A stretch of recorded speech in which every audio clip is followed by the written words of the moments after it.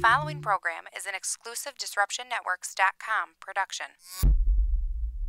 Hey, it's Adeline Van Dyke from Coldwell Banker Faith Properties in Utica. I always get asked, why do I love real The estate? following program It's very is an simple. exclusive I love my Disruption Networks. clients. I love every single thing about helping them find or sell their home. Making sure the home is solid and ready for sale, or solid and ready for the buyer's inspection, to making sure that they're getting the best rate on their mortgage, making sure they're getting the best price on their house. You know, just everything involved in the sale is vital. My absolute favorite part of real estate is when a buyer walks into the house they're going to buy. I can feel it before they even know they're loving the house.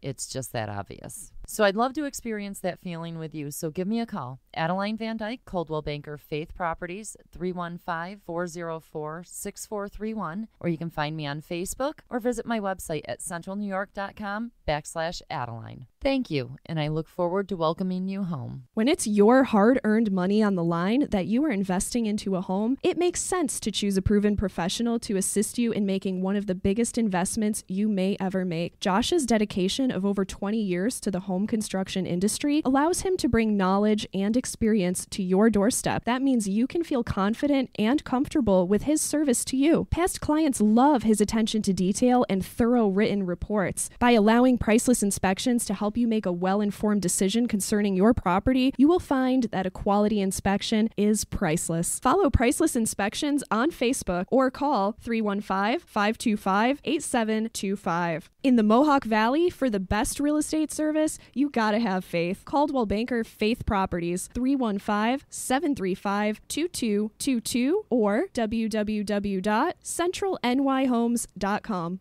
YOLO, infidels, that's right. It's Hacker Hameen. This is Al Schneer from the band Mo. Hey, this is Corey Glover from Living Color. And you're listening to EC Radio. And you're listening to EC Radio. Live on EC Radio with the Z-Man. So take the pizza out of your fat moron mouse. Sit back and listen before I give you a $5 face slap. You'll never forget, infidels. YOLO. Welcome to EC Radio Podcast. We would like to thank all of our sponsors for joining the Disruption team, and we hope that you will support all of our sponsors. And of course, we appreciate you listening to this.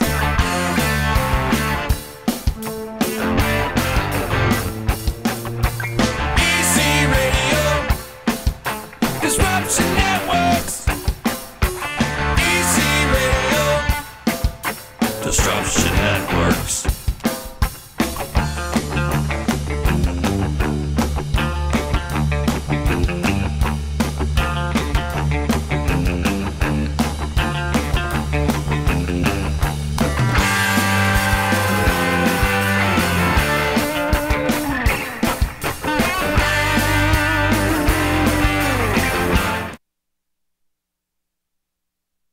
Yeah, baby! What's happening, everybody?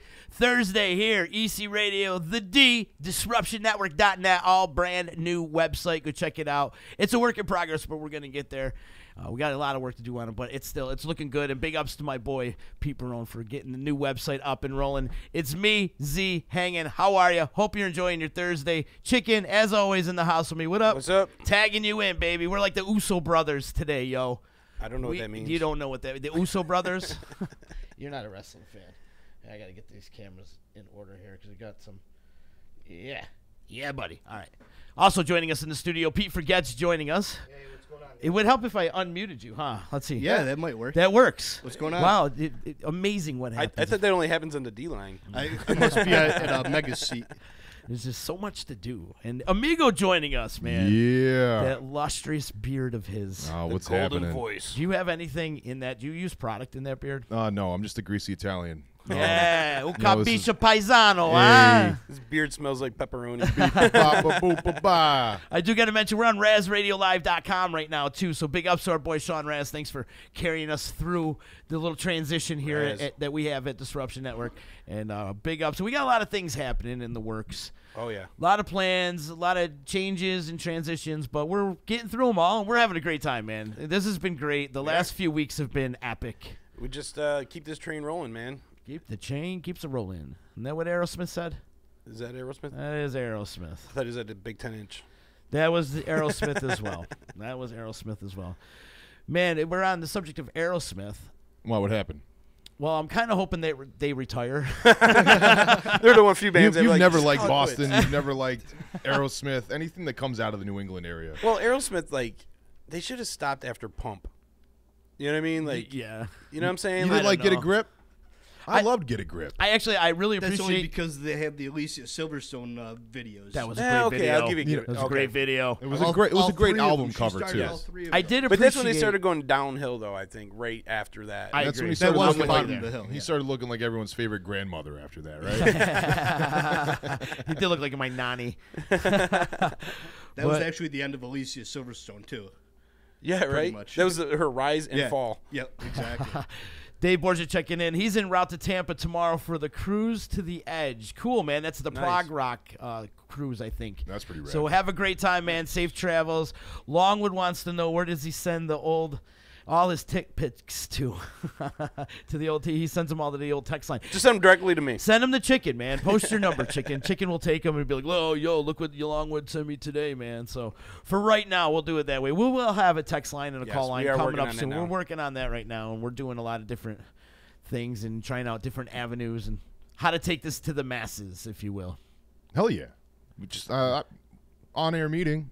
Let's get the YouTube channel up and running. It It is. Well, it's like I'm like Yeah, how about you get up and running? I'm always up and running, man. It's like, we got a lot of ideas going on here, and like I feel like we can, encapsulate a lot of our, intellectual and creative sides as opposed to just throwing the podcast out there. I mean, we got the D line. I'm just talking about like having more like skits, more, We'll And that be is there, something that brother. we're working on, Yeah, too. That you is know. one of the things that I'd actually like to give Amigo some access to doing some stuff when you're out and about, because you're always yeah, out there man. too, man. I'm always on the beat, you man. know, you're always doing something. Nobody knows what I do during the day. That's why we need a GoPro on you. Get a GoPro on that, Yep. man. Longwood's checking in. Right. But anyway, so I wanted to talk about all these bands. I was talking about Aerosmith calling it quits. There are all these bands calling it quits They this are. year. I hope they're hanging out Bieber's the one reins. of them. Bieber's probably And never going to be one of them, unfortunately. Kanye or whatever the fuck you say his name. I wish he would just go Yeah. away, too. Him and Florida Georgia Line. But anyways, Seeger supposed to be retiring. Oh, I missed Seeger announcing he was done. Skinner calling it quits after this summer. Again. Yeah, but they're old. They're super old. They're in their freaking 70s. Yeah. You know, a lot of these guys. Elton John's doing a last tour. All right. Paul Gotta Simon. get tickets for Elton tomorrow. Paul Simon announced that he's doing one final show in July Whoa. But in London. in London. Right. Yeah. But I bet you it'd be televised. I bet you it'd be all over the place. Yeah. Sweet. All about Wait, it. which one was that? Paul Simon. Paul Simon. Yeah. And that's going to happen in July. He's doing in Hyde Park in London. Do you think he'll do anything with Garfunkel? I don't know. Is I'm sure- Garfunkel still I'm sure alive? Art comes out for one or two. Is Art still alive? Yeah. You would think, like, if he's gonna do one last hurrah, they should do it together. Right. I think. You know what I mean? Yeah. That like I think people would like love that. You know, I think that would be epic. I think so too. Slayer calling That's it quits. Simon. Longwood saying Yep. that's another band going out. That's going to be an epic tour. Slayer, Anthrax, Lamb of God, Testament, and Behemoth. That's a great tour. What? What a cool name for a band. What? Behemoth. Yeah. That's going to be a ridiculous tour, man. And Slayer's calling it Slayer, quits too, yeah. man. I could hit two. It's of my- crazy. So who's going to be coming up? I could hit two of my bucket list right on that show. Testament and Slayer. Yeah. Who's the band that's going to be coming up? The up and coming like metal band. Any band. Any All band. these bands are going Well, down. we were talking about you know, that Greta retiring Van and stuff. Fleet. I Yep, really that's think who I was gonna say. that just the vibe that they're bringing, man. That hard rock, just straight rock music, man. Like it. I'm not even a Zeppelin fan, but they to me that's the way Zeppelin should have sounded. And I know- Chili Peppers, I heard, are doing. They're getting close to the end, or they're. Really? Yeah. I did not hear that one. Who else just said? Rush. Yes. Rush is done. Rush, yep. Rush is another one. Yeah. 2018 is the year of the calling it Barry quits. Manilow. But these guys, Barry Manilow, Yep. Neil Diamond. Neil Diamond's another one. He's got Parkinson's That's disease. right. There's all these. Yeah, it's crazy. All the legends are going, man. And I think they're starting They're to see- all going. It's sad to see. You know, I it's start- like when a baseball player retires and you grow up with this baseball player and you get so attached to him, watching him play throughout Aging his moment. career. Same thing with these musicians, these artists and stuff. What do you think about it? These guys molded like your youth? You know what I mean? Like you grew up listening to these artists. That's why you are who you are now. Right. You know what I mean? Uh-huh. You know, because you listen to their music, they touch you in some form. Yes, they And did. see them call it quits. It's like, oh man, It's sad So to they see him go. get out there and see these people now. That's why I always tell people, man. Yeah. Oh, I'll see him the next tour. No, Oh, get out that's there and see him now. That's what a lot of people did with Tom Petty. Right. You know, I fell victim to that too. They didn't want to go see him in Mountain Jam. They didn't want to go see him, on this tour because they're like, oh, he's always touring. Yeah. He's always touring. Right. And then all of a sudden they just take it. You know, Take it and right if you from have that chance to see it, go see it. Buy the do tickets. yourself a favor, buy the tickets, support it, support the Absolutely. music, They're on go your out there. bucket list. Go see it. Exactly. Like I never got to see the Eagles. You know, They're coming back a little bit, right? They are coming back, but again, it's not with Glenn Frey. I would have Right. loved to see them with Glenn Frey. Just same thing with like Alice in Chains. Right. I got to see him after We did Lane one of the Staley Eagles died. this summer. I would have loved to see Lane Staley. I feel like Lane Staley is one of the most talented vocalists out there, and I missed that opportunity. So to me, it's like get out there and see these bands while you still can, while they're still alive, while they're still together. Yeah. You know what I mean? You got to travel to see the show because that's the whole part of going to the show to begin with. Just because you would everyone would pile in, everyone would go to the show. You would get the tickets first and then figure out your ride later. Mm-hmm. And back in the day, it wasn't like you'd check and see what the set list was online. You wouldn't see someone else's phone.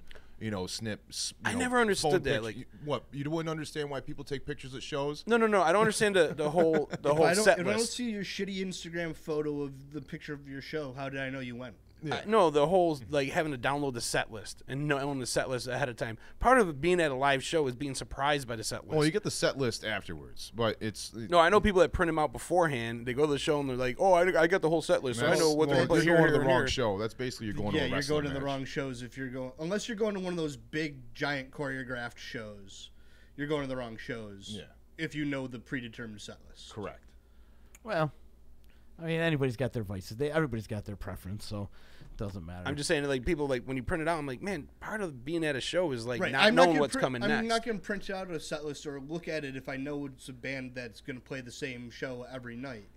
Yeah, you'd only want to But, go see the show once. You That's wouldn't just wanna the go- jam band in you. Exactly. A lot of Tool. They play I- the same set every night. Yes, They go well, out because it's right. synced up to Because, right, it's their it's the light concept show band. and their Right. computer Exactly, and that's graphics. what I mean. Those giant production shows like that have to be the same thing in and out. Right.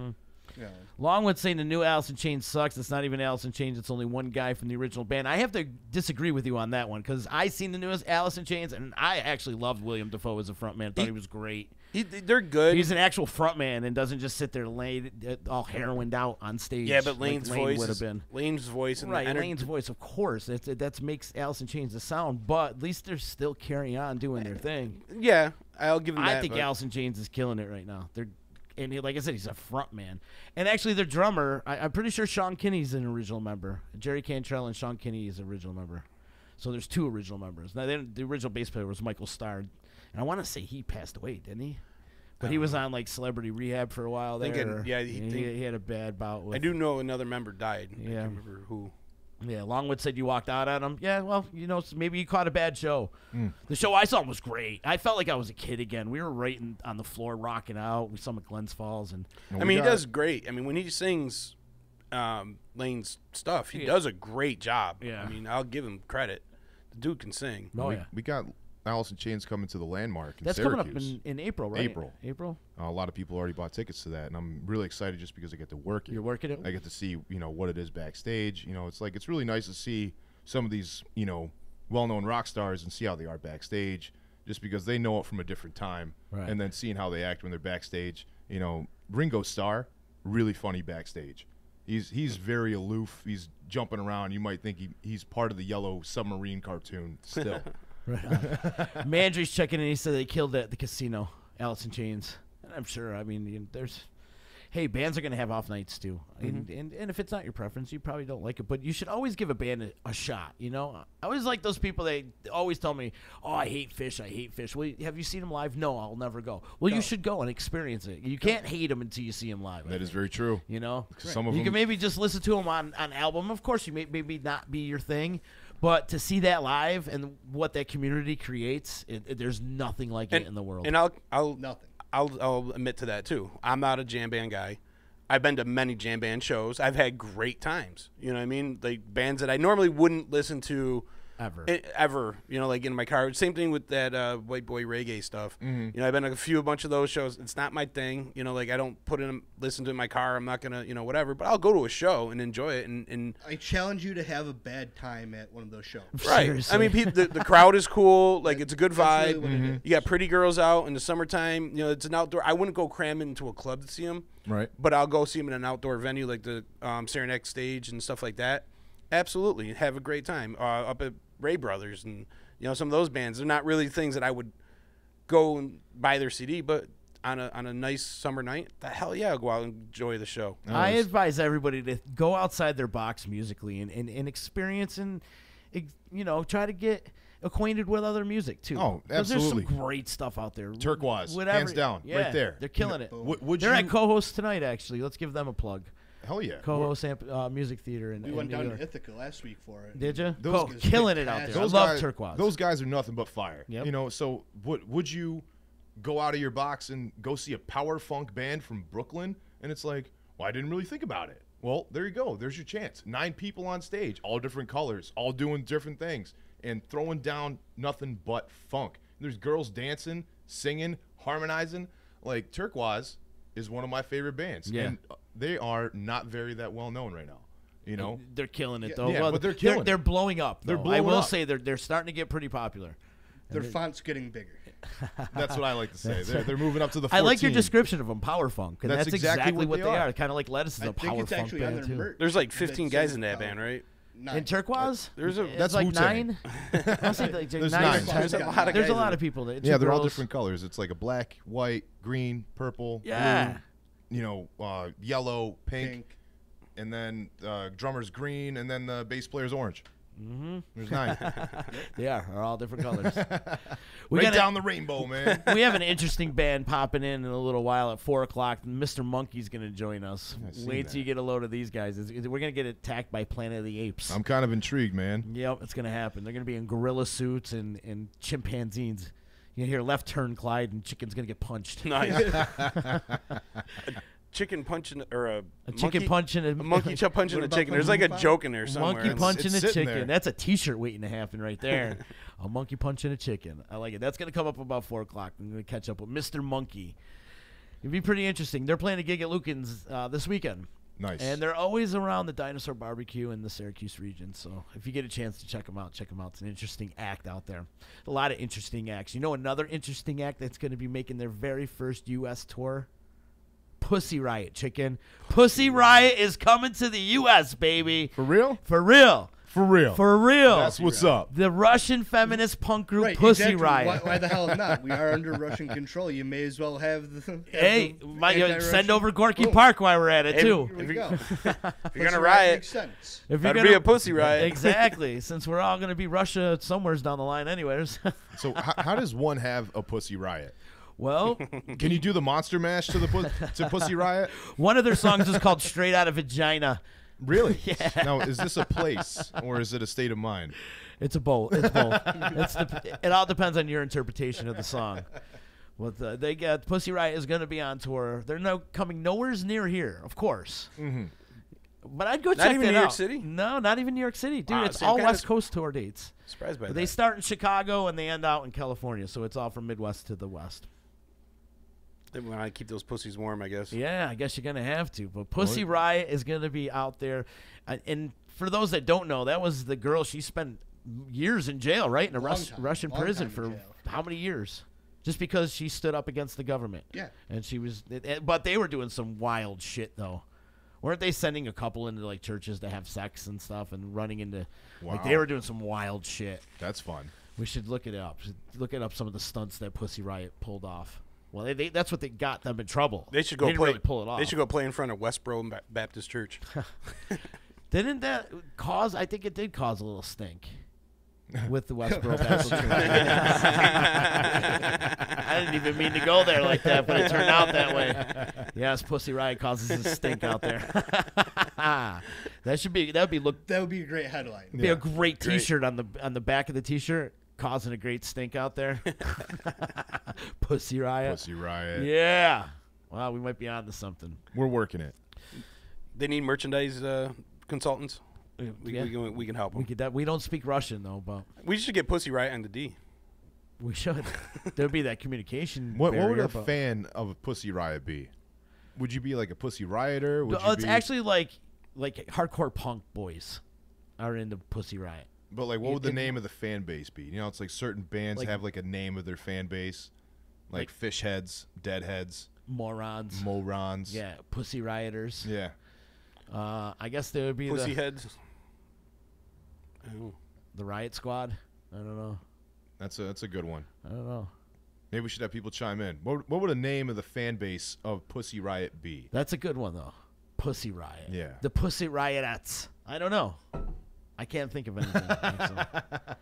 Come up with it. If anybody out there can come up with a good fan base name for the Pussy Riot. Pussy Riot, opening up for the Butthole Surfers. Yeah. How about that for a double bill? And Fudge Tunnel. Take that. What kind of stunts did they pull? They pulled a bunch of stunts. That's what they did. They were LGBT activists, and they staged in a Orthodox church they had a couple staged having sex, right? performance is all it says. Okay. But it's implied that it was of the sexual nature. Right. I think they had a couple in a church having sex. Well, and then they were all in like costumes. You remember they were all in like robes couple. and shit. Oh, it was a gay couple. Because they were LGBT activists. So. Right on. Pussy Riot, creating a big stink out there. It'll look great on a T-shirt. I'd go check it out, though. If somebody gave me a free ticket to go see Pussy Riot, fuck yeah. I'd go make a stink. I'm not going to go buy a ticket. But if somebody gave me a free ticket for it. Could you have a mosh pit at a Pussy Riot? I'm sure. Yeah. I'm sure they have tons. Mash them all together. They'll do it. Pussy Riot. Pussy Riot. Yeah. I just want to see the girl get up on stage and be like, hello, we are Pussy Riot! You know? Or however they These do are our this last shit. 6 songs. Chicken, I thought you'd be really excited to hear that. No. You're not into the Pussy Riot? Not if I was in. Apparently not. Where would you go like see? I was in the Pussy Riot. What are you going to go buy a ticket to? Chicken? Eagles. The Eagles? Yeah. Well, I'm thinking about that Slayer show, too. We're working on Pussy details on that. I'm going to a Slayer show. They both spell their name with an exclamation point, don't they? I believe so.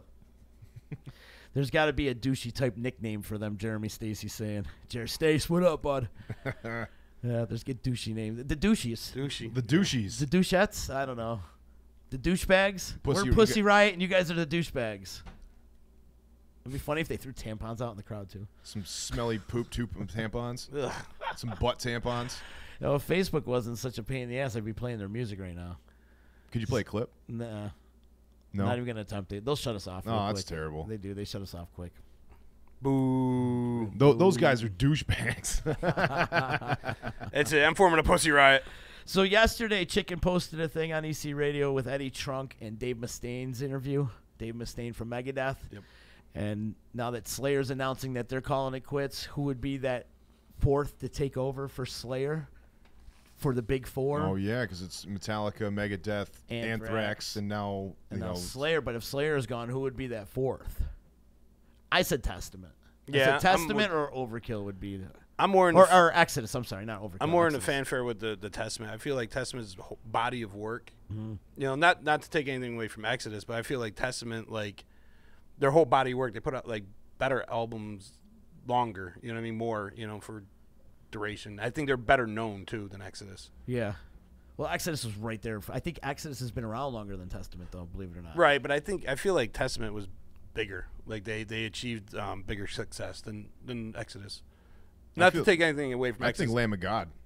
Well, no, they're not. They're not old enough, but I feel like they're a powerhouse enough to. They're be definitely up a powerhouse, but they're not. They're looking for more of a nostalgic factor. You know, and not like the forming of the metal. The forming of somebody mentioned Iron Maiden, but I think these are the American bands. Thinking thrash metal. In American. Yeah, they're thrash. the British heavy metal. Yeah. The invasion of yeah, I know. I saw that actually. The GIF or GIF or whatever the fuck they call those things. The GIF, all right? How about Which that? I mean, in the world of metal, I mean, Iron Maiden is one of the founding fathers, you know, but... Priest is before Maiden. But I'm just saying, that's why I said one of, you know. But they're part of the British heavy metal invasion, as they like to refer to it as. But as far as Mustaine and Eddie Trunk's interview goes, that was thrash metal. They were looking more on the thrash end. And what about Guar? No. Yeah. Guar would be nice. That'd be That's fun. a nostalgic factor right there. The Beavis and Butthead game on Sega Genesis. Yeah. Yeah, because the whole point of that video game was you had to go retrieve your ripped up Guar tickets, and you had to go through the whole game piecing them together so you can go see Guar at the end of the game. It was literally the best game ever. Nothing like a good Guar show. Blood going everywhere. Blood. Decapitations. That would be like, I don't know if they and confetti. Yeah, but see, I don't know if like Guar would be good in like an arena. You know what I mean? Like what? Because if you're way the fuck back, I mean, Guar you got to watch. And the fun about Guar is being a participant in the Guar show. I agree with you, Chicken. You know what I mean? They could David Lee Roth through the whole thing. I'd rather see Guar in a club. Yeah. So you could be like, I could, if Guar was big enough to play an arena. No, they are. They have. It's not like they have. They've done a ton of those metal the festivals. time has came and went, unless it's like, playing in front of like a wrestling crowd, where everybody gets blasted in blood and everybody gets blasted with confetti. It's like going to a Kiss show with like pyrotechnics again, but just with blood. With blood. More blood. Lots of blood. That's why you go to a Guar show and everybody's in white, which is usually not the case when you go to a metal show. It's usually the other way around. But everybody comes out of there. Everybody walks in white and everybody walks out of there red. Yep. I remember I got my hat knocked off from menstrual blood. What is it? The Guar girl. She like lifted her leg and all of a sudden, wham! Menstrual blood? Yeah. How fun. I turned my head and went, wham! Right in the face. My hat goes flying off. How many times you seen Guar? Just once. Just the once? Just once. Bile opened up for him. How fun. First time I seen Guar, my ex brought me. This is back in the mid-90s, and she's like, you gotta go see. And then all of a sudden I lost her, and lo and behold, 10 minutes later she's getting fed to the maggot on stage. Like, what's going on right now? Plus I was so drunk, I had no idea what was going on, and I lost. I'm like, where's my girlfriend? There's my girlfriend. Right, and she's on stage getting fed to the maggot. I'm like, yes, she's not a virgin. You gotta be a virgin, right, to be sacrificed to the maggot? To a maggot? Then nobody would ever get sacrificed. Well, Lance. But Lance, yeah. I could see Lance getting sacrificed to the magnet. The maggot. Listen here, you maggot. Lance would be a great member of Guar. Yeah, right? He could be the maggot. You really could. Definitely some underworld. What about suicidal tendencies? Yeah. I don't really consider... Well, they are thrash. They've been there since the early 80s. They had their own style, though. They did. Because they were a little bit different than everybody else. They had their way of... They're a little more punk. Yeah. Surfer, the skater punk. Skater punk, right. But, I mean, man, they definitely were heavy, and they were part of that whole scene. But I don't know, who else would you put in there? Like, Testament to me seems like the obvious choice. But yeah, that's what I would go with. What about like it probably will never happen. So I don't. What even about know. like a Sepultura? Sepultura would be great, but it's not even the same original members, right? Shouldn't that be a factor? Slayer or anymore Obituary. either. Yeah, but it probably never happened because of Metallica. Metallica's, and from what I got out of that interview, it's Metallica is the one that usually holds up these, because they would have done the big four all over the place already by now. Well, you also got Metallica's the one that usually holds that up. And you got to figure Metallica out of all of them is the biggest band. Right, they're a monster, and they're touring all over the place, right. And still putting out huge albums. So yeah, it's got to be harder. They're a big corporation. They are. They are.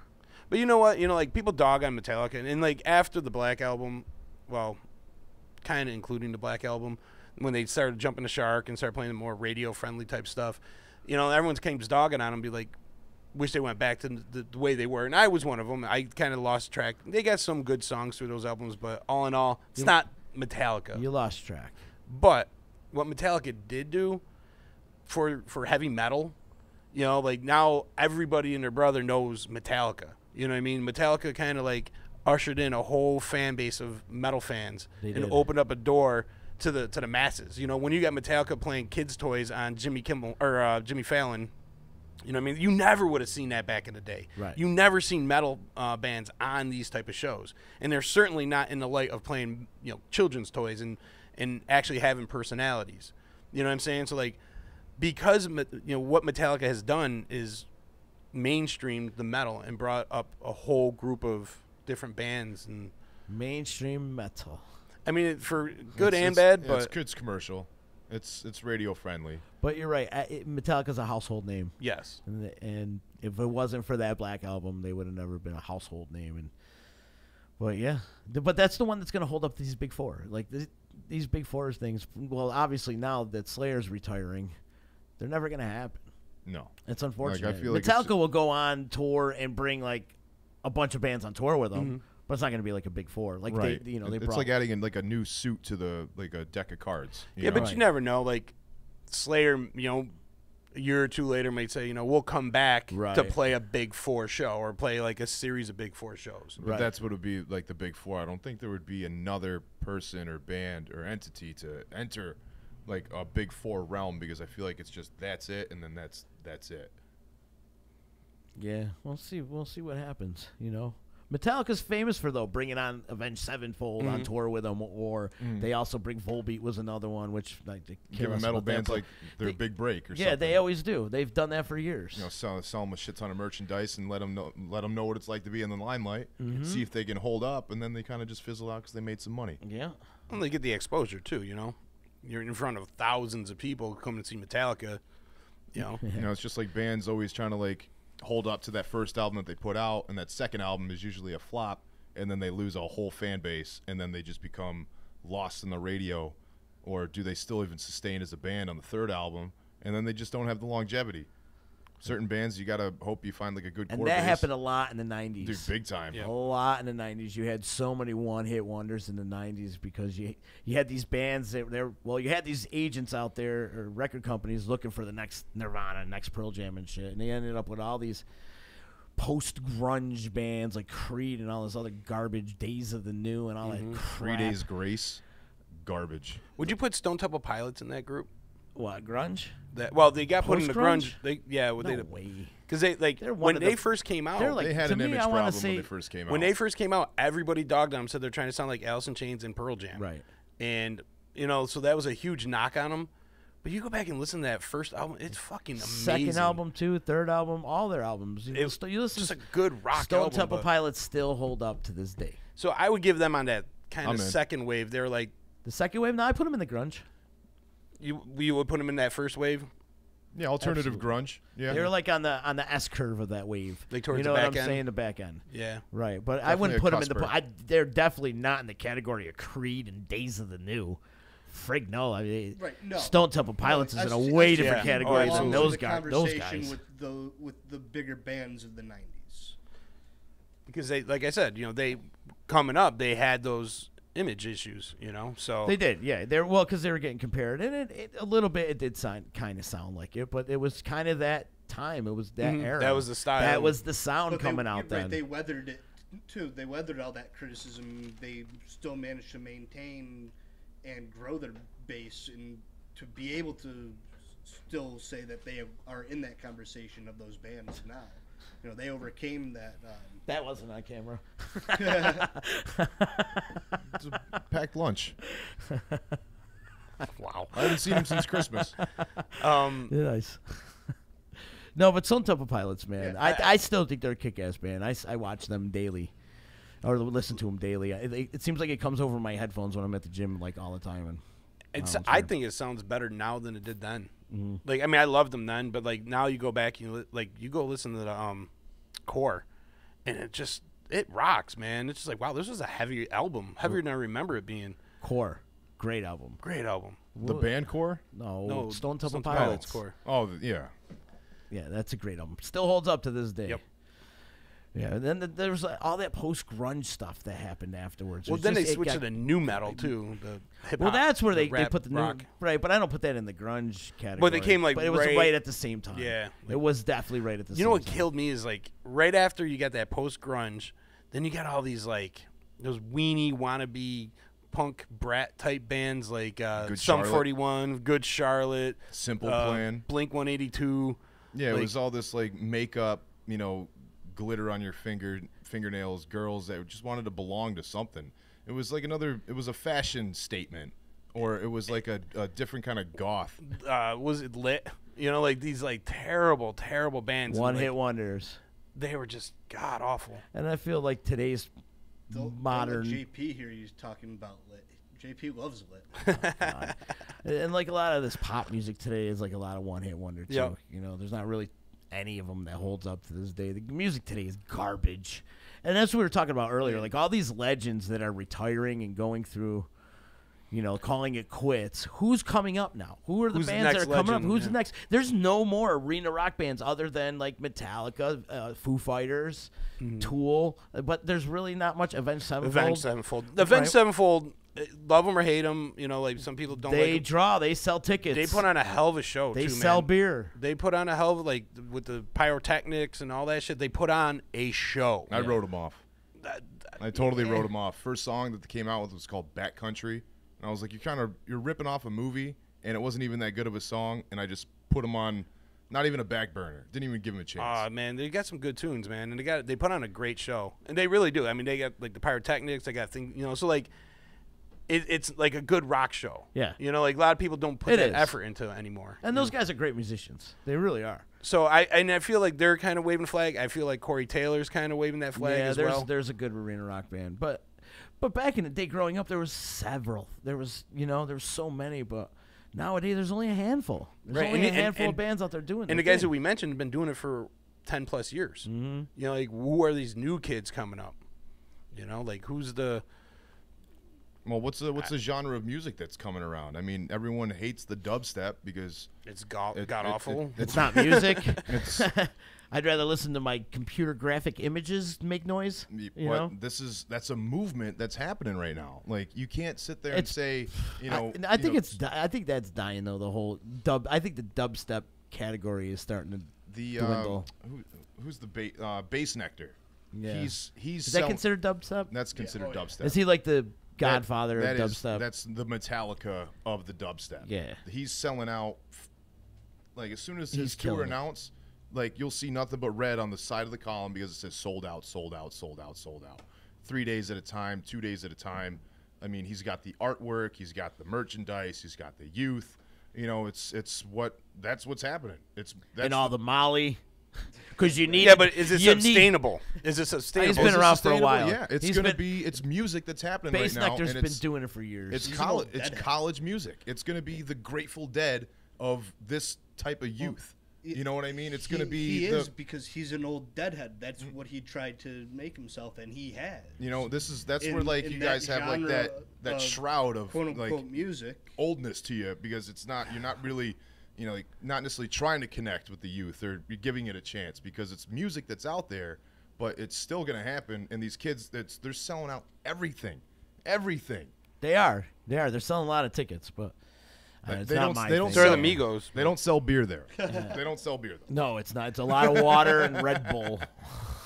They don't sell beer. You need So Molly to listen to that shit. You need.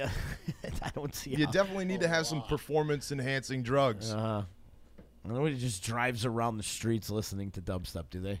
I'm sure they do. They probably do. I'm You sure know, they just do. like you remember the competition speakers when those were like real big back in the '90s. Everyone had a system, and Shaking no one wanted windows and no one everything. wanted to be stuck at a stoplight with someone that's like their whole trunk is rumbling, and all they were doing they were playing like They're doing that now. They just don't have the system in the car. Yeah, because the music that's out is already hitting, but back then, you know, you're playing like these bass competition. You know, it's Oh like man, make me. I'll throw up instantly. you know, it's like that one. Howard Stern movie, Private Parts. You Oh, know, where you turn the say- bass all the way, turn the bass Yeah. all the way up and the treble all the way down, and then that's basically what everything has been Dude. since like the '90s. When those systems, right, those big systems play "Smack My Bitch Up" by Prodigy. Yeah. Dude, the bass hits on that is sick. Do you know what hit the hardest? Mariah Carey. What? Yeah.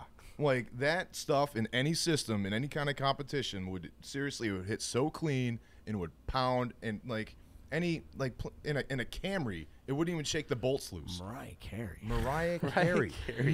Never would have thought about it. Fantasy Baby all day. Larry's checking in from Fright from Rome. The music coming out then was newish. Sound was actually good. And now the mainstream music is copy and paste garbage. Underground and independent artists are where the real talent is. I agree, but there's also some independent talent out there that's garbage too. You know, Right, he's not wrong. it's not. Mainstream sucks. Yeah. Exactly. We all agree that the any kind of- mainstream music this day sucks. I'd rather listen to I'm a Barbie girl in a Barbie world. Because that's exactly what it's comparable to, right? The music today, the pop music. Yeah, it's super poppy. It's bubblegum shit, Molly man. Percocet and all that shit. It's garbage. And then the hip-hop that's out, it's all mumble rap. It's garbage. It's like dumbing America down big time. It's making America stupid. By you people listening. You ever listen to K-pop? No, I don't know. Korean pop? No. That's like Gangnam Style. Gangnam Style? Yeah, that's Korean pop. That's Korean K-pop. pop? That's some mindless shit right there, man. I don't know if I want to listen to that. But then you got Broken Condom Style. Yeah, and then you got artists like Die Antwoord or whatever they are, and they're like that South African shit. Yeah. You know, they sound like basically ICP that went to London. Oh, You know, it's like that's basically what it is. What are they called again? Die Antwoord. Die Antwoord. They were he was trying to sue Jared Leto for his likeness in the Suicide Squad. Yeah, when he dressed up as the Joker, and it's very similar. Like the way it looked like he kind of modeled after him a little bit. Yeah, there is a lot of talent though. I just feel like it's not out there. I feel like they just push them off to the side. Well, and you could blame mainstream radio for that, and you know MTV you and could all blame this stuff. Apple too for making all these MTV. What's on TV? Well, yeah, that's right. They Yeah, don't there's play no music. MTV. Never mind. No. But like they tell you this garbage is good. You know what I mean? They force it down your throat, and they're like, "Oh, this is great. This is great music," and everyone buys into it. Like the Harlem Shake. That was god awful.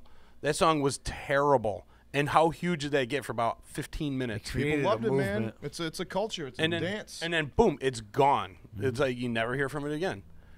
And like, where's the music that stays over time? Where's the It's I was actually talking about this earlier today. To be quite honest with you, when the reggae bug hit everybody, when Bob Marley was here, back in the 70s, you had bands like The Clash, you had The Police. You had Led Zeppelin. They all caught this reggae bug. They all started playing a little bit of the songs. Clapton. And then, it's like, and then with other types of bands that you see, certain bands when they hit the scene, they will start or inadvertently influence other types of music that's happening in the times. So even though this dubstep shit is happening, other bands are incorporating, or certain producers are helping these big four bands, help produce their new stuff because they're capturing the youth of the nation. So they're actually getting this future rock or this dubstep, and they're all fusing it together to make, a more progressed sound of what these bands are, but what they're trying to become. Wasn't that what Jonathan Davis was trying to do for a little while? Yeah, with this J-Devil DJ shit. Yeah, but sometimes these guys get bored with what they're doing, so they try other things, and you got to give them respect for letting them switch it up like David that. Draymond, he tried it too, and there's a few other bands, 3 Days Grace, they tried it as well. A lot of these guys have passion projects, it's cool, let them try it, experiment a little bit, But then it's like we're always thinking that it's got to be a band, it's like playing the drums, the guitar, the bass, but now it's like the keyboard player is the bass player, and he's playing the bubbles, playing the white boy reggae shit, and then how you feeling? Bup, bup, bup. And then you have, it's these dubstep guys. They're playing the little bleeps and bloops on that fucking 20-button light-up pad. That's actually an instrument now because you're remembering where that note is to play it on time, so it's technically an instrument. Yeah. You know what I mean? Yeah. Just like hitting a wood block is yeah, there it is. Perfect. Cowbell. Ding, ding, ding, ding. These are all instruments, but we're not really thinking about it, but it's just being incorporated into music. Regardless if we like it or not. Music is our best friend, people. That's why we could talk hours and hours about it. There's some great stuff out there. I know you guys are going to be out there. And we got to give big ups, and I got to give some love and respect out to our Mo brothers who are coming back this weekend, man. Return. The triumphant return. To the cap. I'm so excited to see all the Mo family and everybody this weekend. I just seen a Famo-Lee tat earlier today. Oh, yeah? Dope as fuck. It was who's got it? Anybody we know? No, I don't know. He's definitely in the Mo scene. Okay. Definitely in the Mo scene. You'll see him there tomorrow. He's going to be over at the Hilton, handing out balloons to all you Mo freaks. Oh my God!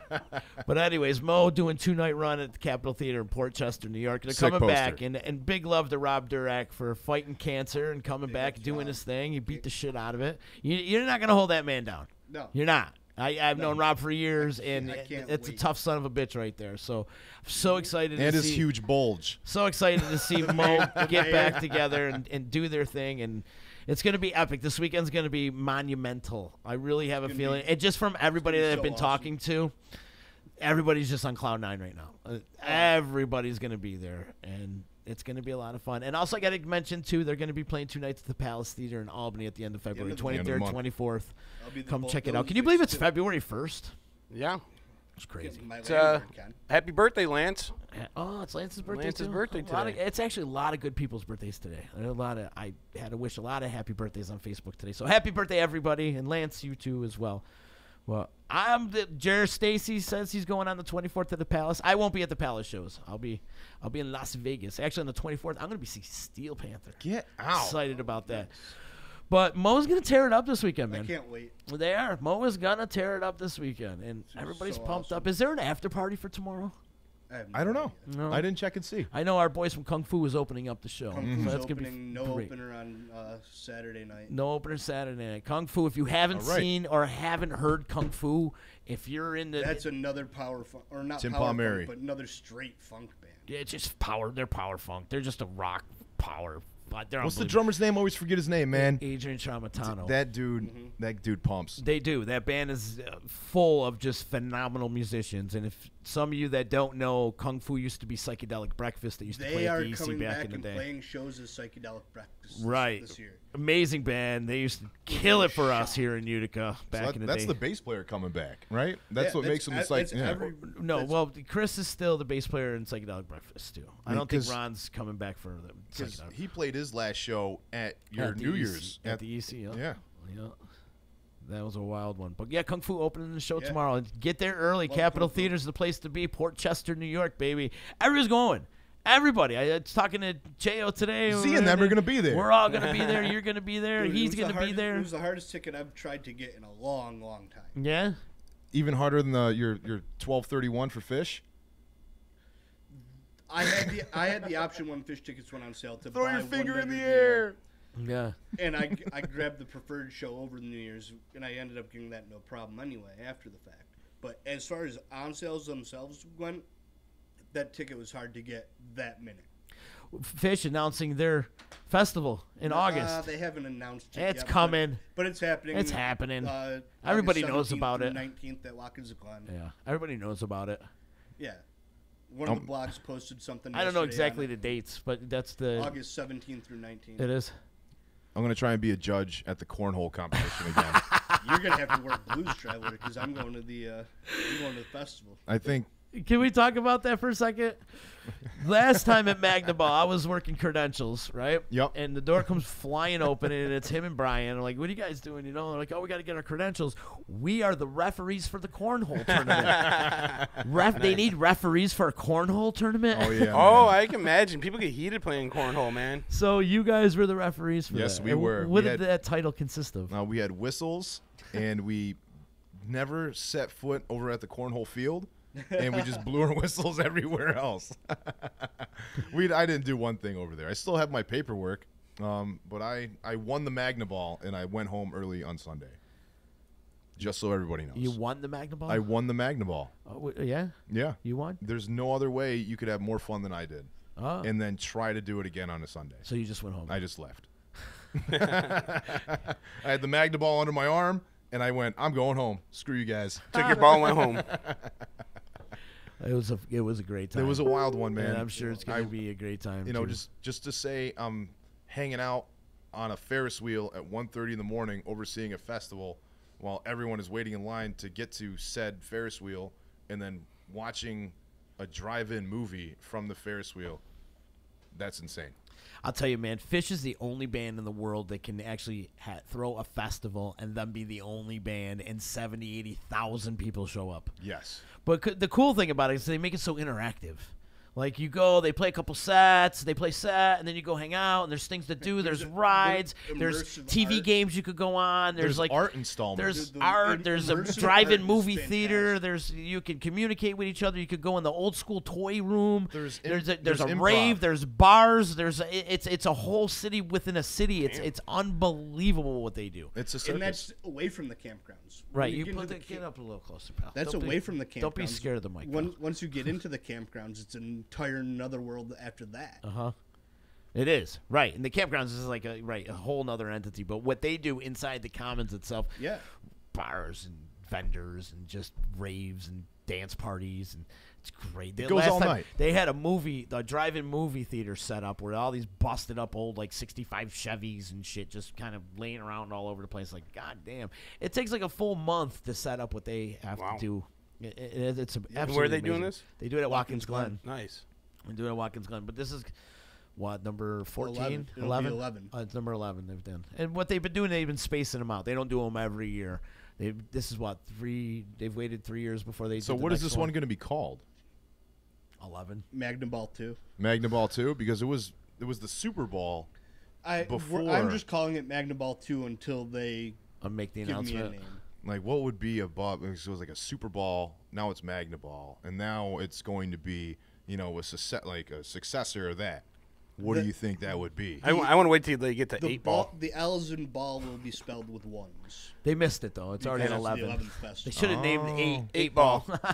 I wanted it to be called kickball and just have a giant kickball tournament like summer camp. There you go. Yeah, that's something else, too. Oh, my God.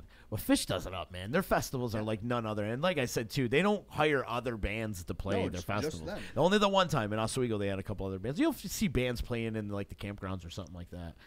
But like when it comes to playing on the big stage, it's just Fish, and they play whenever the hell they want, and they do their thing, and you'll see some of the best fireworks you'll ever see in your life, and there's rides and so many activities. How many times you have you can't get seen bored? Fish? You can't get bored, and I challenge you to have a bad time at a Fish festival. That is very true. Yeah.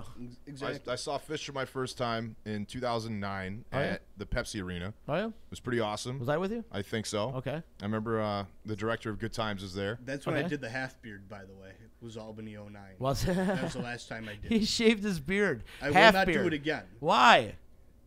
Dude. He's got beard anxiety. I could see it on his face already. He doesn't want that thing to go. You got some time in that fucker. I've got some time invested.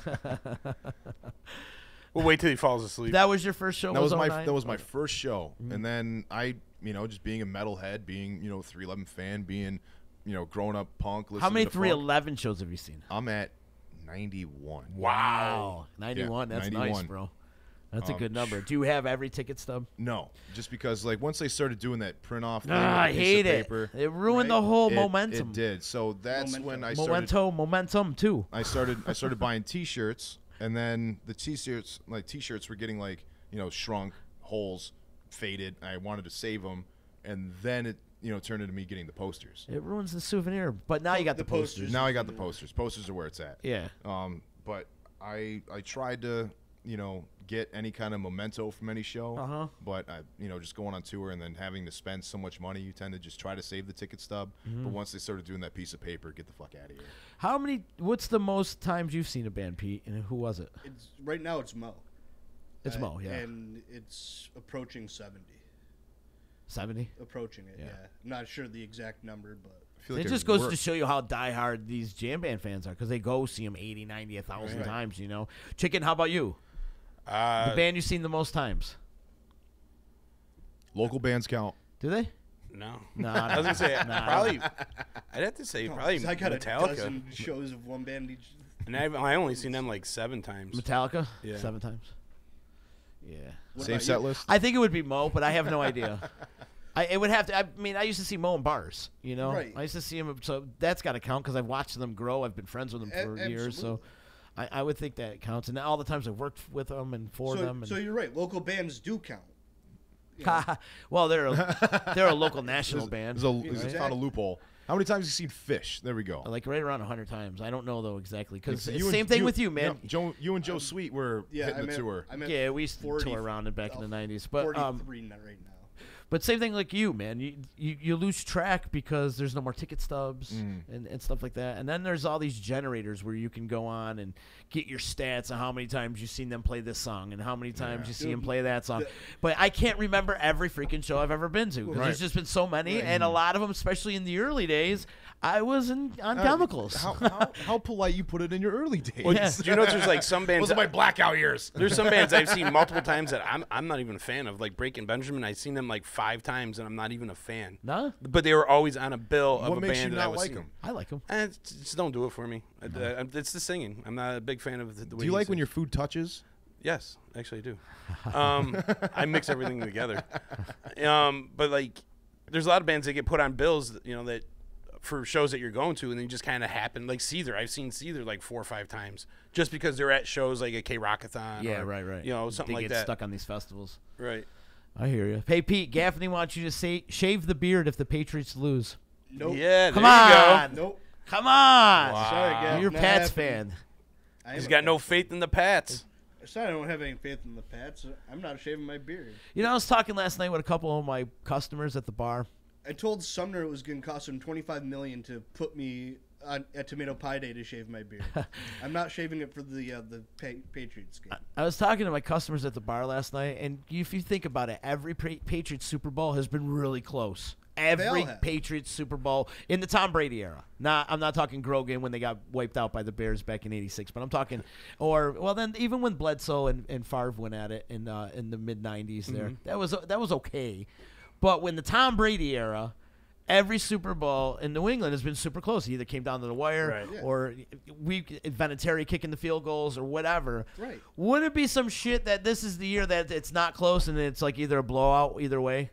I'm hoping it's a blowout from the Eagles. Right. You know? I think half the world but Pete and everybody in Massachusetts. But it would almost be a passing of the torch, I think.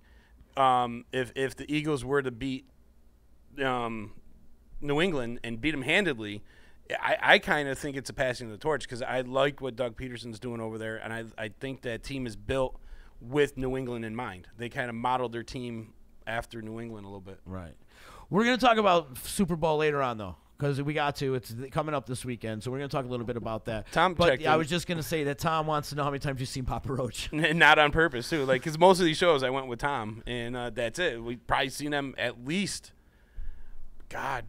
maybe they might have been like 6, 7 times too. Like, all the way back from K-Rockathon days and shit like that. And then they played the Odd a couple times too, right? A bunch of times, yeah. Yeah. Bob's also saying fuck the Eagles. He's a Patriots fan? No, he's a Dallas fan. Oh, that's right. See, Tom was the only one that had balls to come on and actually close it out with the thing. Remember when we went on this trip before? Oh, the bus trip? We went on the bus trip. The motorhome? Yeah, the motorhome. He was the only one to actually wear his jersey. Yeah, but my the buddy other Sean. guy, Sean, really. Sean was a Dallas fan, but he was nervous because we were going to Giants Stadium to see Dallas versus Giants. Yeah. So he wore a Giants T-shirt, right? So then we get there, and it was cold. The game was supposed to be at 1. We got there at 10 o'clock in the morning. They backed the game off to 4. Yeah. So then we got there at 10, so we've been drinking. He buys a Giants hat. Yeah. Then he does a thing where you fill out for a credit card, gets a Giants blanket. I wanted to kill this kid. So now he's in the stadium with a Giants blanket, Giants hat, Giants shirt, rooting for the Cowboys. Dude, he caught more shit from everybody because now the Dallas fans were ripping on him. Right. It was way worse if he just supported his team. I wanted to kill him that day. Listen, let's take a break. We got our guests coming in the house a little bit. We're going to be joined by Mr. Monkey in a little bit. They're going to get a big show happening at Lucan's this weekend. And they're in and out around Syracuse a lot, and they're tapping into the Utica market as well. So we're going to talk to Mr. Monkey in just a little bit. It's EC Radio. We are a generation of lost masculinity, and we got to start getting it back. No matter if you're straight or gay, no matter if you stick it in the front or you stick it in the rear. For the love of our sons, we've got to stick it in there like a man. Attention listeners, EC Radio is not responsible for unwanted pregnancies, alcoholism, domestic situations, missing brain cells, amplified voices in your head, weakened bladders, bloodshot eyes, STDs, PTSDs, ADHD, HIV, ESPNs, CNNs, rapid head movements, and spontaneous human combustion. You know what the hell you're listening to? It's EC Radio. Hey, it's Adeline Van Dyke from Coldwell Banker Faith Properties in Utica. I always get asked, why do I love real estate? It's very simple. I love my clients. I love every single thing about helping them find or sell their home. Making sure the home is solid and ready for sale, or solid and ready for the buyer's inspection, to making sure that they're getting the best rate on their mortgage, making sure they're getting the best price on their house. You know, just everything involved in the sale is vital. My absolute favorite part of real estate is when a buyer walks into the house they're going to buy. I can feel it before they even know they're loving the house. It's just that obvious. So I'd love to experience that feeling with you. So give me a call. Adeline Van Dyke, Coldwell Banker Faith Properties, 315-404-6431. Or you can find me on Facebook or visit my website at centralnewyork.com/Adeline. Thank you, and I look forward to welcoming you home. When it's your hard-earned money on the line that you are investing into a home, it makes sense to choose a proven professional to assist you in making one of the biggest investments you may ever make. Josh's dedication of over 20 years to the home construction industry allows him to bring knowledge and experience to your doorstep. That means you can feel confident and comfortable with his service to you. Past clients love his attention to detail and thorough written reports. By allowing Priceless Inspections to help you make a well-informed decision concerning your property, you will find that a quality inspection is priceless. Follow Priceless Inspections on Facebook or call 315-525-8725. In the Mohawk Valley, for the best real estate service, you gotta have faith. Coldwell Banker Faith Properties, 315-735-2222 or www.centralnyhomes.com.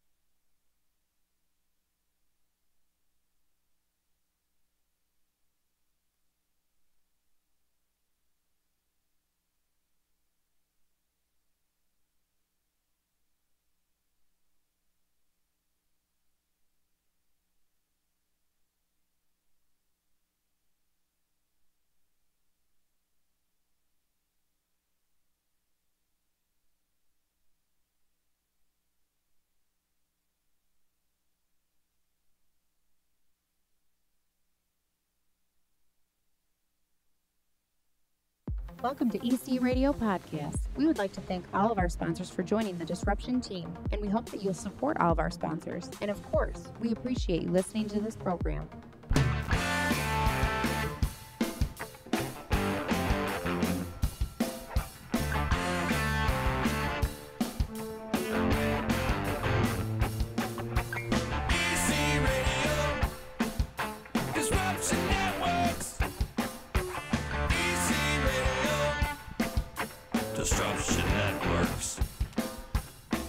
Konnichiwa! What's happening, everybody? It's Z, EC Radio. Give us a like on Facebook. Like Disruption Network on Facebook. Follow our Twitter, Instagram. We're all over the place. Also, check out our new website, disruptionnetwork.net. Got to give some love and respect out to the property sisters of Mohawk Valley. Our girl, Adeline. She's doing a seller seminar this weekend. It's happening on Saturday at the Utica's Elks Lodge. It's from 11 to 1. Everything you need to know about selling your home without any pressure. Try out her new 360 camera. She's got a panel of experts that are going to be there. Our boy Tommy Drama's going to be there. Yes, he is.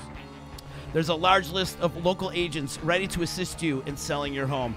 Go down. It's 11 to 1 on Saturday. If you're into selling your house, go down there. Check it out. The Utica's Elks Lodge, 1315 Champlain Ave in Utica.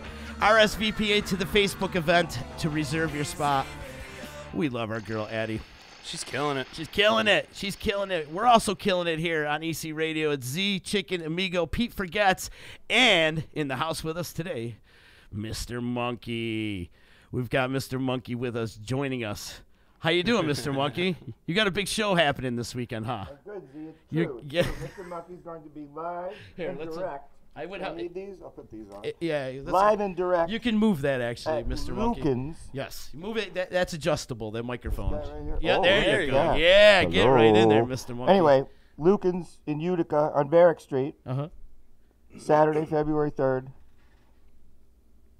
10 o'clock. 10 o'clock. 10 o'clock. That many? This many. Two Have to use all these. 2 hands? All these. Monkeys have appendages, though. Talk about Mr. Monkey. Talk about what's going on. You got Guitar Monkey and A Drummer guitar Monkey? with a bass guitar monkey. And he knows every song in the world. The bass monkey and the drum monkey. There's the tour with Alice Cooper, but they look as monkey-like as they do now.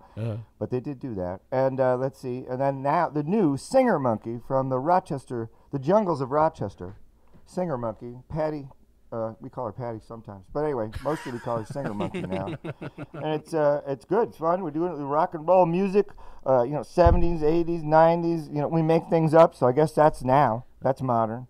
It's good. It's good stuff. And you got Manager Monkey with you today. Well, the Dr. Main Monkey. Dr. Main Monkey is going to join us in a little while, and if you have questions, write into Z. And Dr. Main Monkey will ask you your questions. They don't have to be medical questions, but he is a doctor. Well, he's a veterinarian, but still, he's a doctor. Bruce Clayton is saying it's a monkey good time. It is a monkey good time. Bruce Clayton is right. Hello, Bruce Clayton. And I got Sock Monkey right here, right? And this is considered Sock Sock Monkey? Monkey. It's definitely a Sock yeah. Monkey. Is this Sock Monkey? That's a sock monkey That's of love. Sock monkey. Sock monkey of love. No puppy monkey baby. It's not a crunchy socky monkey. That was the I don't know. worst I don't think it's commercial ever. crunchy. Puppy monkey baby. I don't know. How many monkeys in the family? Creepy as Oh, fuck, dude. there's a lot of. Wait a minute. How many monkeys in your family or in our family? Your family. Oh, we got a whole thing. We have a management warehouse thing. We've got Evil Sock Monkey. He's our lawyer. The Coconut Brothers. They're coconuts. They're our security guys. Joe and Joe. They're coconuts. They're very close. Let's see. Who else is in there? We have Sydney. Sydney's our agent. And of course, our manager's here, right here with us. Here he is. Come here. Hello. I'm Myron. Hello, Z. Hello, Chicken. Hello, boys. What's going on? Myron? I manage Mr. Monkey. I make all the big decisions, Y'all the big decisions? Yes, all the big decisions. I get the limousines and the fine hotel rooms and the big gigs and the airplanes and... Hey, wait a minute. How come I haven't seen any of that stuff? Oh, well, we'll talk about it later. We're on the air now. There's no business here. Well, okay. Is Myron the monkey a little shady? Oh, no, sir, not shady. Just cautious. Cautious. Very cautious. Would you prefer to be called shady or sketchy? Oh, I like sketchy. Sketchy. I think. Yes, thank you very much. Thank you. Yes. Yeah, that's Myron the monkey. He's Myron, the manager. Yes. Where's he from? The other monkeys are from the jungle, the jungle side of Syracuse, that is, of course. I got you. You know, originally I'm from Liverpool, though, as you can tell from my accent. Liverpool, New York, of course. I got you. Yes, you know what I'm saying. It's very lovely there. Very lovely this time of year, all times of year. Yes. Make sure you come see Mr. Monkey. Mr. Monkey, not only at Lucan's Saturday, but tomorrow if you're in the Oneida area. We'll be at the American Legion having a big jam. You can sit in with Mr. Monkey and all the monkeys at 8 p.m. It's going to be fabulous. Then 10 o'clock at Lucan's, that's a big rock and roll show. It's not a jam. We'll be jamming, but you know, it's different. You come see. You'll see. It's very fun. Mr. Monkey. Thank you, Mr. Monkey. Absolutely. Take a break. Myron's going to take a break. Bye. As a matter of fact, we got a couple bananas. We had a whole truck of bananas to come in town, so we're going to give you guys bananas. So compliments to your friends here at EC Radio. We give bananas at the show. We do dance contests. We have always, of course, we have bananas. Monkeys. That's dozens of bananas. That's what they get paid for. Right. That's usually what people pay us with. But I think Myron's been keeping the money. Yeah, it sounds like it. We're gonna have to talk. You should work that out with him. You must be making a lot of money. That's if a you're shady taking monkey. Jets and limos and stuff. Right. But then again, he has to get fisted all the time. That is true. No comment. How long's the band been together? Let's see. Not that long. No? Not quite 2 years. Not quite that 2 years. Some very odd, very sad things. Very sad things. Kind of brought this very happy thing together. Some different tragedies with other musical friends. And we said, well, we must do something we like to do, and we must have extreme fun. And that's what it's all about. When we host a jam, if you play with us, we give you bananas. We actually do that. We're not kidding. We travel with bananas. And everything is about a good time. It's supposed to be fun. It's entertainment. And how can, you go wrong with dudes in monkey masks? Yeah. Do people slip on the peels? Oh, that's a mask? Well, no, the other guys. Oh, okay. Not me. No, yeah. Aren't you worried people are going to slip on the peels? No. We're very cautious with that. We have a monkey wrangler, and they take care of all that. A monkey wrangler? Monkey wrangler. I know her. Yeah. Oh, yeah. I thought you would. Chicken knows a monkey wrangler. I want Chicken to fight the monkey. Fight the monkey. Do you have a monkey on board that's kind of a scrapper? The bass monkey is pretty. He's rugged. Yeah. Yeah. You don't want to mess with the bass monkey. He's very serious. All right. Very serious. Very serious monkey. He's a bass monkey. Monkey time, Z. Is it monkey time? It's monkey time. It's monkey time. See, we got a theme song. I got to that? cue up the monkey sounds right now. Where am I? I'm slacking on this today. Actually, I should have had the. We don't play any songs by those other monkeys. We should probably, but we don't yet. Last Train to Clarksville and yeah, shit. that's a good one. I like that one. Or Hello, we're the monkeys. Cheer up, CBG. Jean. Oh, Get what me can a banana, it be? baby. Do I? Daydream believer. Last Train to Clarksville would be good, though. That would be a good one. Last Train to Bananaville. We are monkeying around today on EC Radio. We got Mr. Monkey in the house. They got a big show happening at Lucan's this Saturday. If you're not doing anything tonight, on Saturday, go check them out. And also, you're at the Oneida Legion, and that's tomorrow? Friday, yeah, tomorrow, American Legion in Oneida. It's going to be great. It's going to be really good. This is Monkey Stew. Monkey Stew. This is Monkey Stew. He's drunk. He's been drinking all day. I've been drinking all day. Oh, yeah. Is it drunken monkey? We love to party. What's he drink? Anything with alcohol in it. You know what I'm saying? Brass monkey. I drink whatever you want. Especially if it's free. Buy me a drink. Chicken, did you give me a six-pack, chicken? We got some Utica Club in there. Help yourself, drunk monkey. See? All right. Drink local, support local. You know what I'm saying? Monkey Stew supports local. If I'm going to get hammered here in Utica, I'm going to drink local beer. Attaboy. Yeah, support local. Thank you, drunk monkey. What about Brass Monkey? Do you have Brass Monkey, too? Brass Monkey. That's a funky monkey, that Brass Monkey. Yeah. Just Monkey Stew. Monkey Stew's kind of rowdy. You're going to sit over here, Stu. All right. How about Chunky Monkey? Is Chunky Monkey available? If the Guitar Monkey were here, he might have something to say about that. But I'm not touching it. All right, you're not going there? No, maybe. All I right.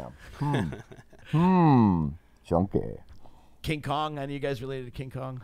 Oh, absolutely. We're all from the same tree. You're all primates. Banana tree, yeah. Oh, yeah, all primates. It's all monkeys. And what about the skunk ape? Oh, my goodness, the skunk ape. I don't know if I know enough Grape about ape. that. We might be you hanging seen out that with Planet of me. the Apes movie? Wait till you see Planet of the Monkeys. I got you. That's the next thing. Now, are your roadies monkeys or are they normal humans? Yeah, we have a road manager monkey. Yeah. Of course, he didn't make it today either. He's managing something else, I think. I don't know, bad habits, but whatever. Trying Yeah, we have the monkeying road around. manager monkey, Chris Monkey, just, works with us. Almost a doctor monkey. He lives with our singer. He's almost a doctor and he's a monkey. And he's here with us today, Dr. Monkey. That's his assistant. But yes, Dr. Main Monkey is going to come on the air and answer your questions if you want to write in some questions and give some, advice. Yes. It's what he does. We're going to monkey around today. Whenever you want, we'll get the doctor in here. Just let me know. Bruce is saying Myron's, he's shady as fuck, actually. That's what Myron's saying right now. Or Bruce is saying Myron is. Bruce knows. Bruce says, Bruce, and related to Max Clayton, our favorite hybrid dog monkey. Okay. And we're Max's favorite band. He comes to see us when we play outside in the Boneyard in the summer. If you're in the city of Syracuse, ladies and gentlemen, boys and girls, apes, chimpanzees, and all primates, we do pretty much every Wednesday in the summertime, 6 o'clock there in the Boneyard, outside. The monkeys love to be outside, and you come see us. Max Clayton, you might meet Max Clayton there. He's a Labrador Retriever monkey. Oh. But he's been to the show. He loves Mr. Monkey. He does. He has his own Facebook page, like Max Clayton. You know what I'm saying. Yeah. Now, does Mr. Monkey have his own Facebook page? Oh, yes. Like Mr. Monkey, by all means, on Facebook. Sterling Sounds on Instagram is where you can find all Mr. Monkey things if you're on the Instagram, on the gram. If you're on the gram, you know what I'm saying? But, Facebook, like Mr. Monkey. You can see our movies. Z shared a movie earlier today that we made today with Go Go Gorilla. You make one daily, right? Pretty much when there's shows, just about. We try to throw something out there. Last week we did a lot of pictures. Is Go Go Gorilla a dancer? No. He likes go-go dancers. He likes nice. go-go dancers. His eyes go kind of sideways. It's like he's sitting. He had a permanent position over here, and the stage was over there.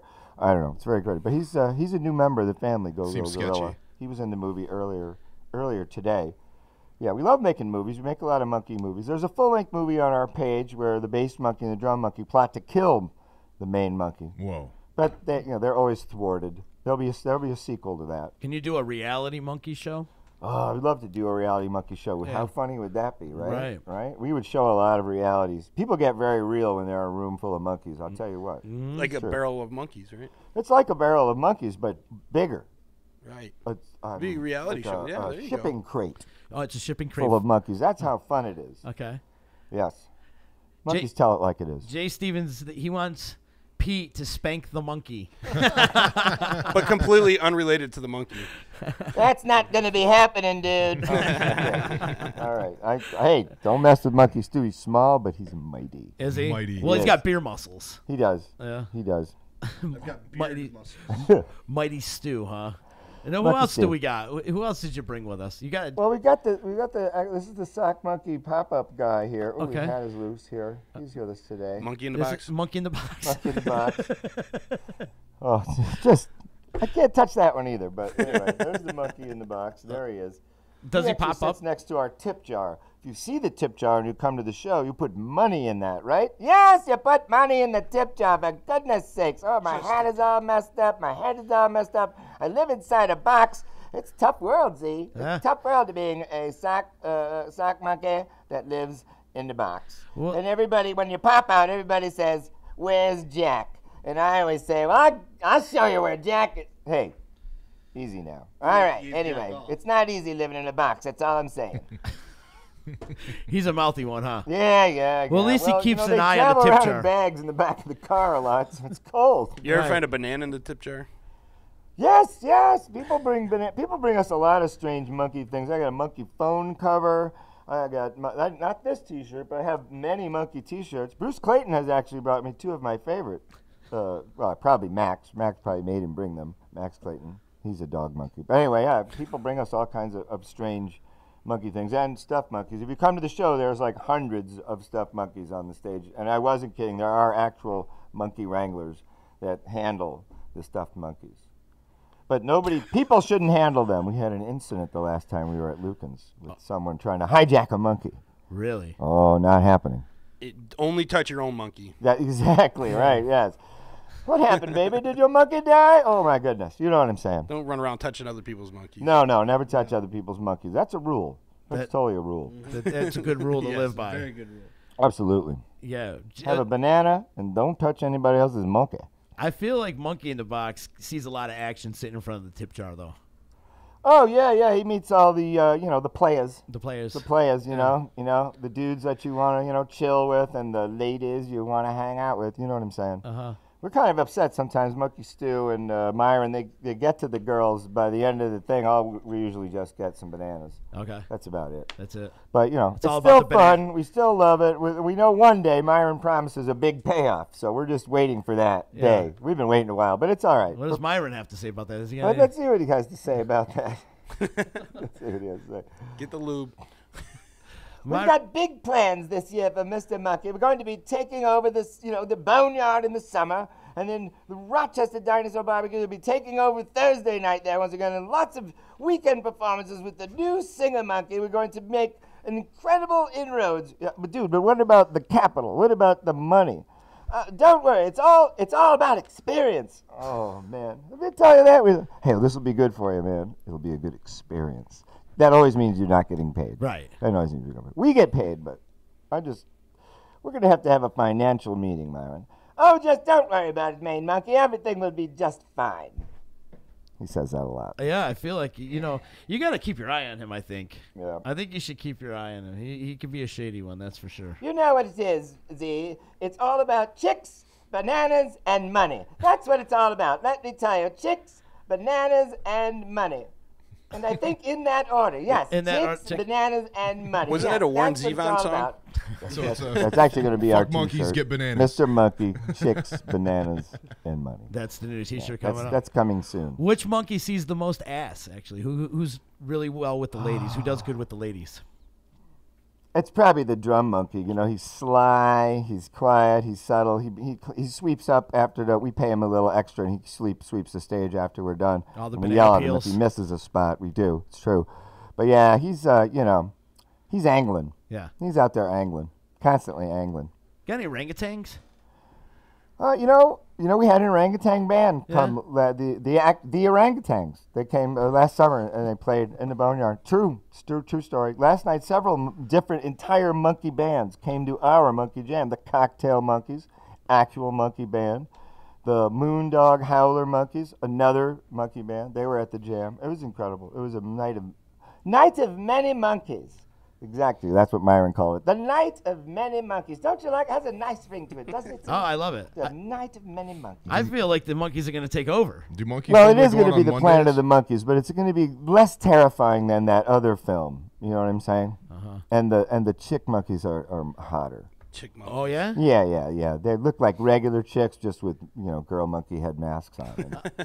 I know Chicken is into that. Yeah, so I'm into that, yeah. I think everybody else will get used to it. I think Chicken needs to find himself a nice girl monkey. It does, yeah. Find a nice girl monkey, Yeah. settle down, grow some bananas. You know what I'm saying. It'd be Have some little monkeys. A hybrid chicken monkey. Chicken monkey. Chicken monkey. A chicken monkey. Chicken monkey? A chicken monkey baby. Oh, I think you'll need a manager if there's a chicken monkey. Yeah, we'll have to talk after the show, Chicken. Yes. Myron is well connected. Is I he well see connected? that. Oh, very I well see connected. Very well connected. I've got friends in Vegas that place bets. I mean, that get gigs and work and place bets. No. Is that what you're doing with the? We're gonna talk. I think he's been gambling, Z. It sounds like it. He's gambling. He's shady. No, it's not gambling. It's a calculated risk. Calculated risk, indeed. Jay Stevens wants to know if you got any used sock monkeys available, and he's paying a premium if you do. Dude, I think Myron is thinking about what he would charge right now. Well done, Jay. Tell him, Z, that we'll get back to him. We haven't really considered that before, but if we could make some money, that would get us some chicks and then some bananas. We're in. Yes, used sock monkeys. Oh, yeah, we have many. We have the whole bags full. Goodness gracious. What would you pay? Oh, my goodness. Well, he's This paying is terrible. Things are just crumbling here. Yeah. Monkeys get out of control, man. It's crumbling. You guys are hard to handle. Oh, my goodness. Listen, don't forget out there, all you crazy people. Don't forget to come to Lucan's this Saturday at 10 p.m. in Utica on the Varick Street. It's very rock and roll. It's the first full-on weekend show with this new singer monkey. She's fabulous. Oh, just fabulous. You must come see. Oneida on Friday at the Oneida American Legion. It's very patriotic. The American Legion Hall. It's very fun. It's very nice. Very lovely. A lovely Legion Hall. We've been there before. 8 o'clock. Friday. That's tomorrow. Saturday is Lucan's. That's the day after tomorrow, just so you know. The fellas in the room here, they look a little confused, so we're making sure that everybody knows what day is what. Yes. All right. Thank you. Thank you, Myron. Thank you very much. Jeff Miller checking in and says, we are monkeys. I got to give Jeff a plug, too. The Day Old Donut Network is going to be rolling tonight, 7:30. They got a couple MMA fighters on there tonight, so go watch it. It's on Facebook Live. They do a great thing. They're our boys from Monday. The Day Old Donut Network? In fact, I think the monkeys need to go make an appearance on that show. I'm already a fan. I just like the name. Yeah. The Day Old Donut Network. Yeah. I wanted that to be my jam band name. Oh, dude, that is rocking. Day Old Donut Network. Like I feel like people would want to go see Day Old Donuts. Yeah, but I think with like all the gay jokes, there should be hot dogs and donuts. And already we can automatically just call DOD because that's American. You have to abbreviate. Exactly. Day-Old It's a Donut. great DOD. acronym. Oh, dude, the DOD jam. Day Old Donuts, and you can just put donuts all over the name. It's awesome. Check them out. They're on Facebook Live tonight at about 7:30. Joey Natarelli and my boy Jeff over at Deep Vapors in Herkimer. Check them out. Great guys, man. Love that we're doing this a little collaboration with them. Yep. But for right now, we got Mr. Monkey in the house with us. So when should we get the doctor? Do you want to get the doctor here? Let's switch it up a little bit if you want to go over and get the doctor. I'll be right. Let me go see you. I'll be right back. He's in the other room. You go check, and then we'll go. You get the doctor, and somebody call the doctor, baby, because we're going to call the doctor in a little bit. And he's taking your questions, actually. The doctor is taking questions. So if you have any questions for Dr. Monkey, please chime in on Facebook. Leave a comment. We're over here. So, Jay, that rash you were wondering about, you can ask him about it now. That rash or the little knuckle bump you got going on, Pete. We can ask him about that as well. So any kind of questions. It's not even just medical questions. If you have any kind of life-changing questions, maybe you're questioning something going on in your life, maybe Dr. Monkey can help you with that. Oh, you could, like social help too? Social help. Oh. Maybe relationship help, He's probably got a Delilah monkey out there somewhere. Oh, man, some smooth-talking monkey. Yeah. There's Delilah monkey. Oh, here comes Dr. Monkey. He's in here right now, actually. Hey, Dr. Monkey. He's coming in. Yeah, chickens. Oh, you ain't going to find nothing up there. No, you're not going to find. Guess what you're going to hear there. Coconut monkey. Dr. Monkey is in the house. You got to shine a flashlight in his ears. So, he's going to shock the monkey. You're shocking the monkey right now? Yeah. There's a whole lot of nothing going on up there. You want to check my spleen? Check out my guts. Check his prostate. Hello. Check his prostate. This is Dr. Main Monkey. Hello, Z. Hello, chickens. Hello, everybody. Doctor? Hello. Somebody get me a doctor. Yes. Yes. The doctor's in the house. Now, does Dr. Monkey like donuts? Oh, yes, but only if they're a day old. Only if they're a day old? What a coincidence. Wow. It just so happens we know a guy. Well, do monkeys pretty much eat anything? I don't think so. Well, I don't think they're meat eaters. Not most of them. No. Bananas. Just bananas. Bullshit. That monkey ate that lady's face. That's right. I said not most of them. So, Dr. Monkey, tell us exactly your role in the whole Mr. Monkey operation. Well, Dr. Main Monkey gives advice. And I advise the monkeys. Of course, I'm their personal physician. I'm a doctor, Well, I'm a veterinarian, but I'm a doctor. You see what I'm saying here? And I give medical advice. People call in right at the show. When we do the live show, the banana phone rings. I answer the phone. I take in calls. Just last night, a woman called and said her husband was acting like he wanted to be an astronaut. And I told her, I think you should give him some space. And then I told her to take two bananas and call me in the morning. Uh-huh. And the other day, another call, I got a call. And the man, let's see what it was. He had said, I broke my leg in 2 places, Dr. Main Monkey. I broke my leg in 2 places. What should I do? And I said, stay away from those 2 places. Take 2 bananas and call me in the morning. That's solid advice. Yeah, solid advice. And sometimes I get other calls. We had a call the other day. And I said, Dr. Main Monkey, we want to give you the Nobel Peace Prize. Do you know what I said, chicken? I said, I'd kill for that.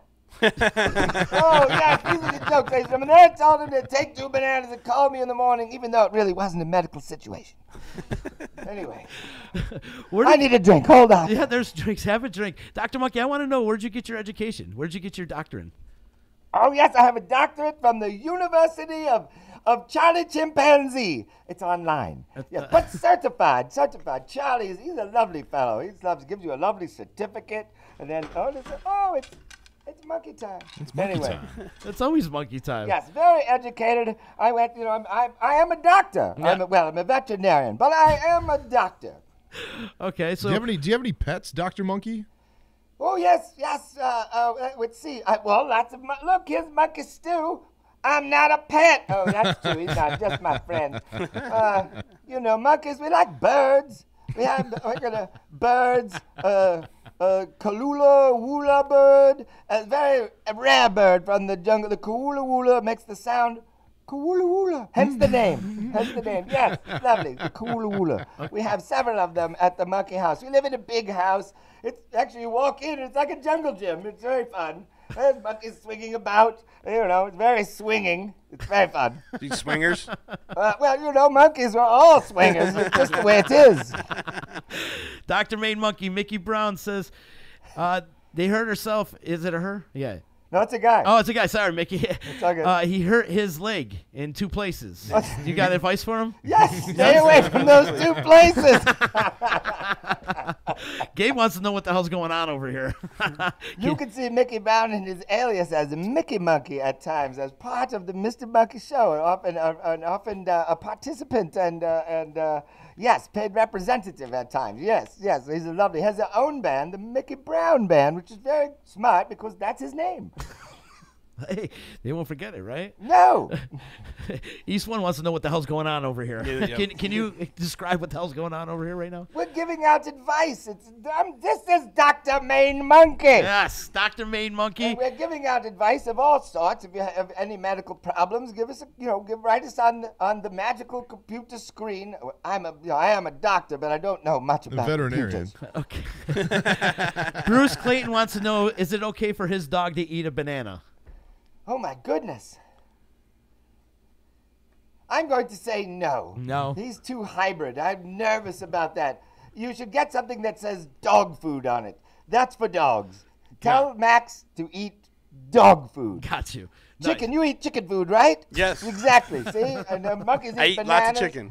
I'm not He sure feeds the exactly what chickens. he eats. We probably can't talk about it on the air, but he looks well.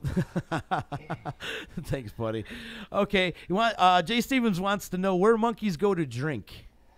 Well, on Friday, February 1st, they go to the Oneida American Legion Hall, and they have old man bar prices, ladies and gentlemen. It's fabulous. The monkeys just love that, and a really good deal. And then Saturday, the best place to drink I could think of, maybe in the world, is on Varick Street at the lovely Lucan's. They make a nice pizza. Monkeys like pizza too, by the way. Do they? They do. Yes, we had a pizza at Lucan's, us monkeys, last time. It was very lovely. Very good.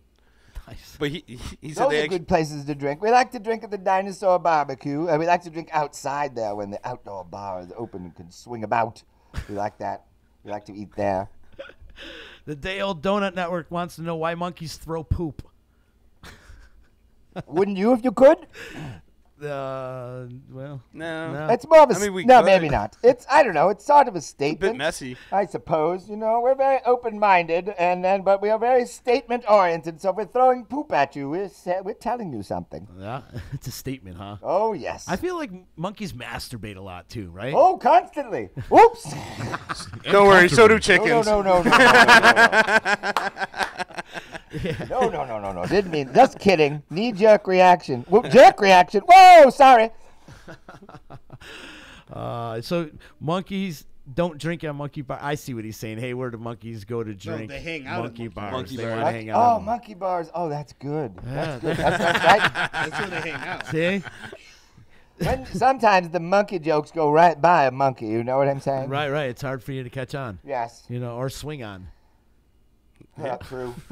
Monkey bars. That was really good. Whoever sent that in, we're going to use that in the show. All right. Yeah, there's going to be a monkey bars thing. It's coming soon to a theater near you.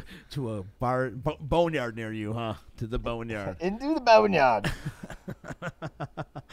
Mr. Monkey. So, do you guys do like summer gigs, festivals, and stuff like that? We think we're going to be at the Taste of Syracuse. We're waiting for confirmation. We hope that we will be there. Monkeys outside, just fabulous on the big stage, and we hope to do some more of that this year. We're expanding our banana-like horizons. Gotcha. Just all over the place, especially with the new singer monkey. Just very appealing. Come see Mr. Monkey. You will see.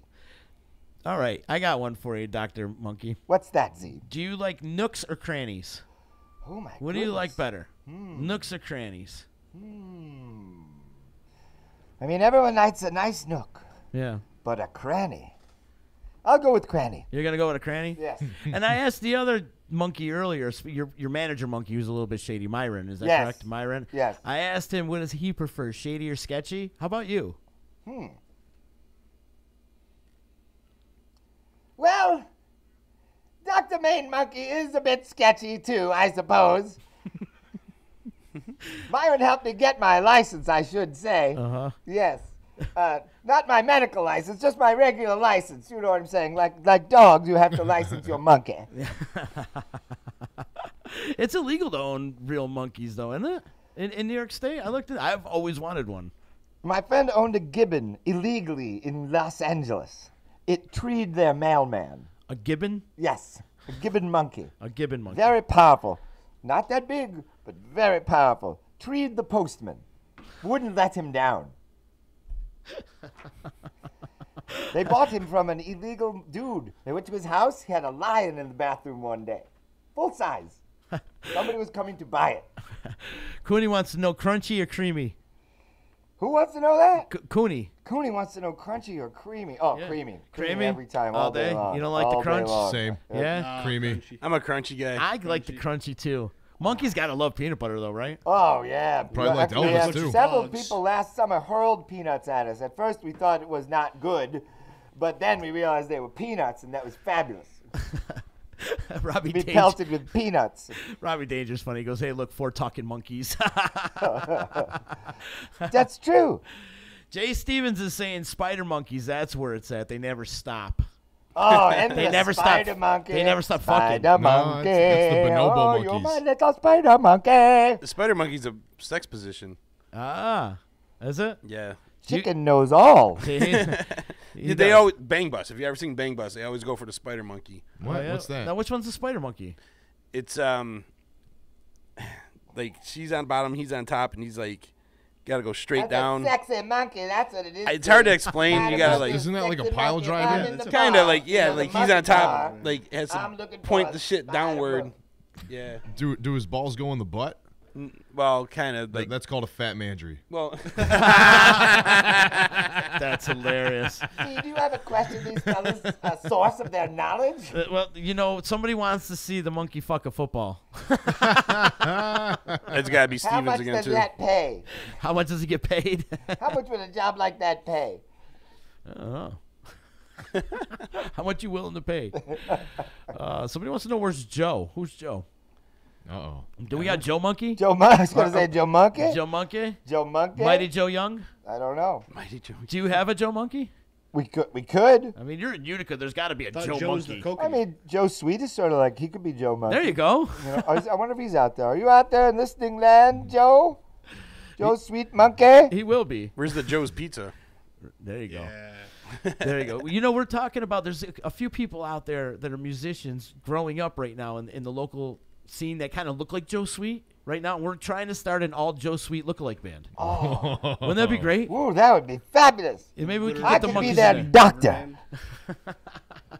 Keep them all healthy and looking just like Joe Sweet. Yes. That would be sweet. Joe Monkey. I feel like Joe Monkey Let's should start a Facebook page and not tell them.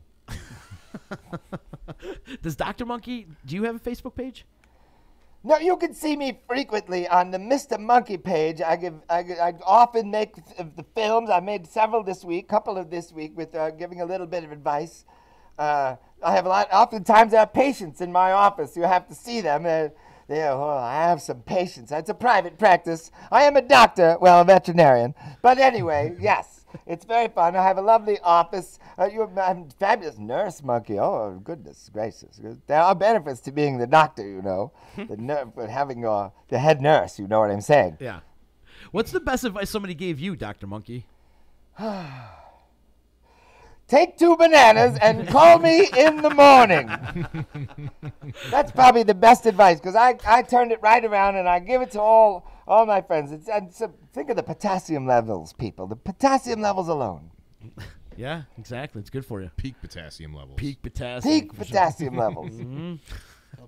Take 2 of these and call me in the morning. Absolutely. Have you seen the banana art that people are doing? Like they peel the banana back and then they start sculpting the banana to look like a rose or something. The head from Alien with the other thing coming out of its head. Or Chicken, have you heard of this banana sculpting? No, I have not. Oh my goodness. This is new to me. The doctor needs to know more. Send us photos, people. We should have a banana sculpting competition. I feel like you guys should be sponsored by Fruit of the Looms. Oh, I know. Or Dole. Or Dole, right? Yes. Oh, we both maybe. I hadn't thought about Fruit of the Loom. Goodness gracious. They could pay us to do advertising.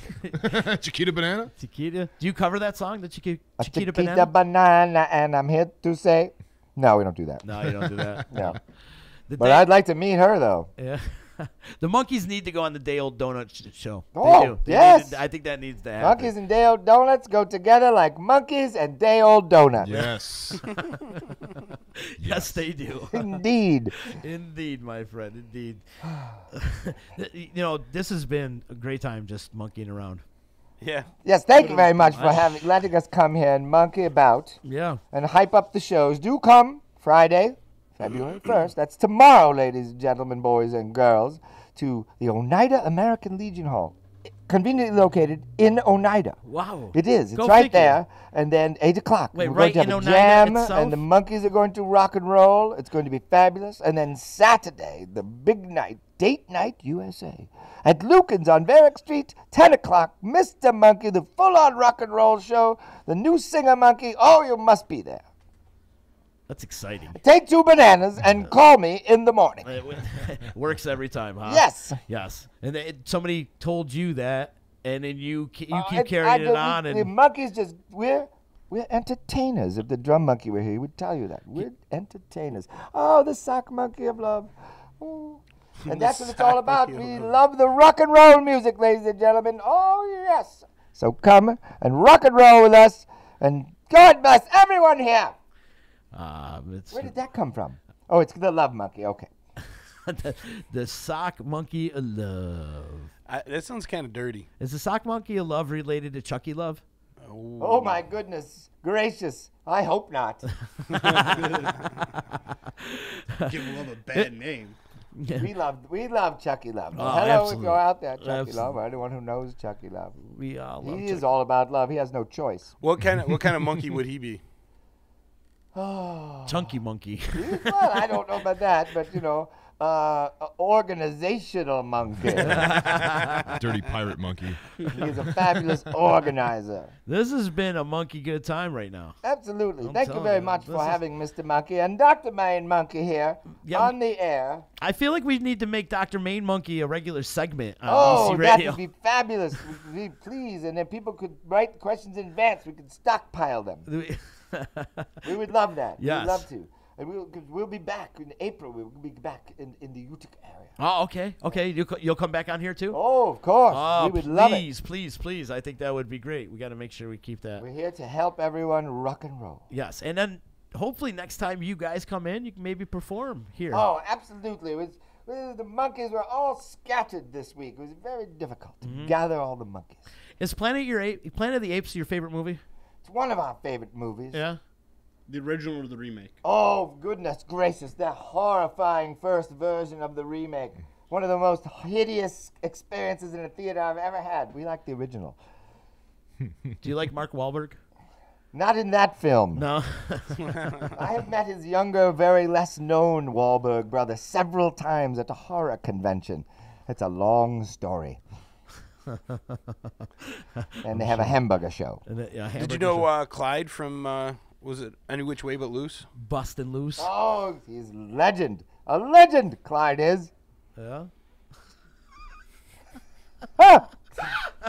Oh my God, Mr. Monkey, this has been fun, man. Well, thank you very much. Thank you for coming in, and I want to thank all the other monkeys for coming in and hanging out with us today. This has Thank you very much, Z. Yes, thank you, Z. Wait, which one's the drunk monkey again? What's his name? No, this is Monkey Stew. Monkey Stew. After the show, me and Chicken, we're gonna get wasted. Yeah. Let's do it. Monkey Stew, we got some Tullamore Dew for you. So, oh, we got some I like it. Lovely partying gifts If for you in the back. there's booze in it, Monkey Stew likes it.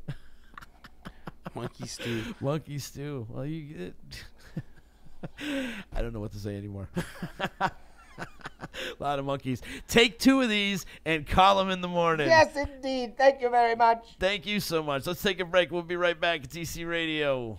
Bye. Welcome to EC Radio Podcast. We would like to thank all of our sponsors for joining the Disruption team, and we hope that you'll support all of our sponsors. And of course, we appreciate you listening to this program.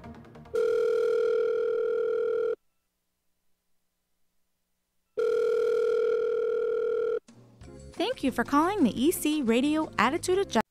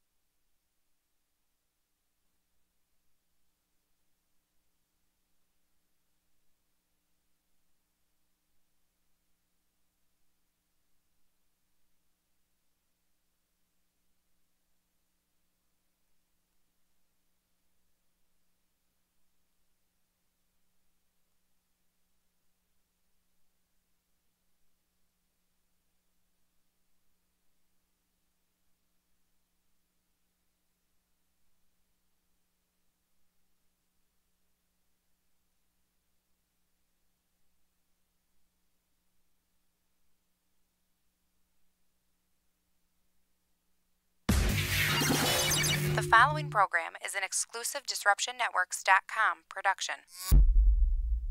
Hey, it's Adeline Van Dyke from Coldwell Banker Faith Properties in Utica. I always get asked, why do I love real The following estate? program It's very is an simple. exclusive I love my Disruption clients. Networks. I love every single thing about helping them find or sell their home. Making sure the home is solid and ready for sale, or solid and ready for the buyer's inspection, to making sure that they're getting the best rate on their mortgage, making sure they're getting the best price on their house. You know, just everything involved in the sale is vital. My absolute favorite part of real estate is when a buyer walks into the house they're going to buy. I can feel it before they even know they're loving the house.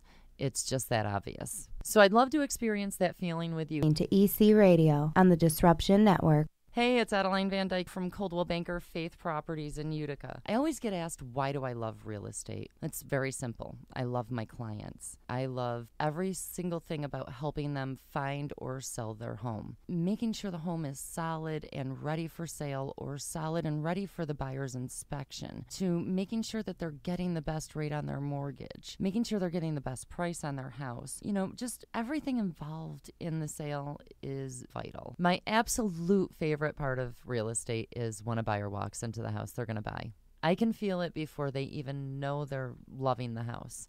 It's just that obvious. So I'd love to experience that feeling with you. So give me a call. Adeline Van Dyke, Coldwell Banker Faith Properties, 315-404-6431. Or you can find me on Facebook or visit my website at centralnewyork.com/Adeline. Thank you, and I look forward to welcoming you home. When it's your hard-earned money on the line that you are investing into a home, it makes sense to choose a proven professional to assist you in making one of the biggest investments you may ever make. Josh's dedication of over 20 years to the home construction industry allows him to bring knowledge and experience to your doorstep. That means you can feel confident and comfortable with his service to you. Past clients love his attention to detail and thorough written reports. By allowing Priceless Inspections to help you make a well-informed decision concerning your property, you will find that a quality inspection is priceless. Follow Priceless Inspections on Facebook or call 315-525-8725. In the Mohawk Valley, for the best real estate service, you gotta have faith. Coldwell Banker Faith Properties, 315-735-2222 or www.centralnyhomes.com.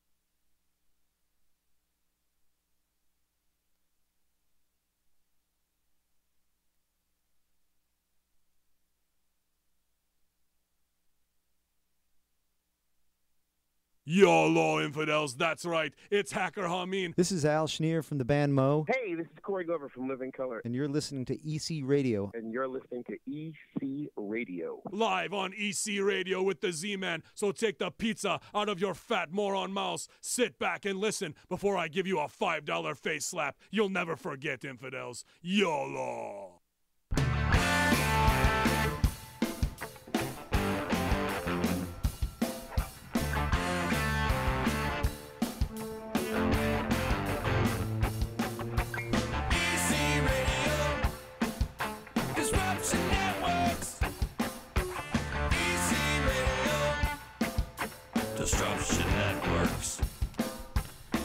We're back. DisruptionNetworks.net. Check us out. Brand new website. Got to give some love and respect to Priceless Inspections. Call our boy Josh today. Get your inspection either before you buy your home or before you put your house on the market. Josh is your man.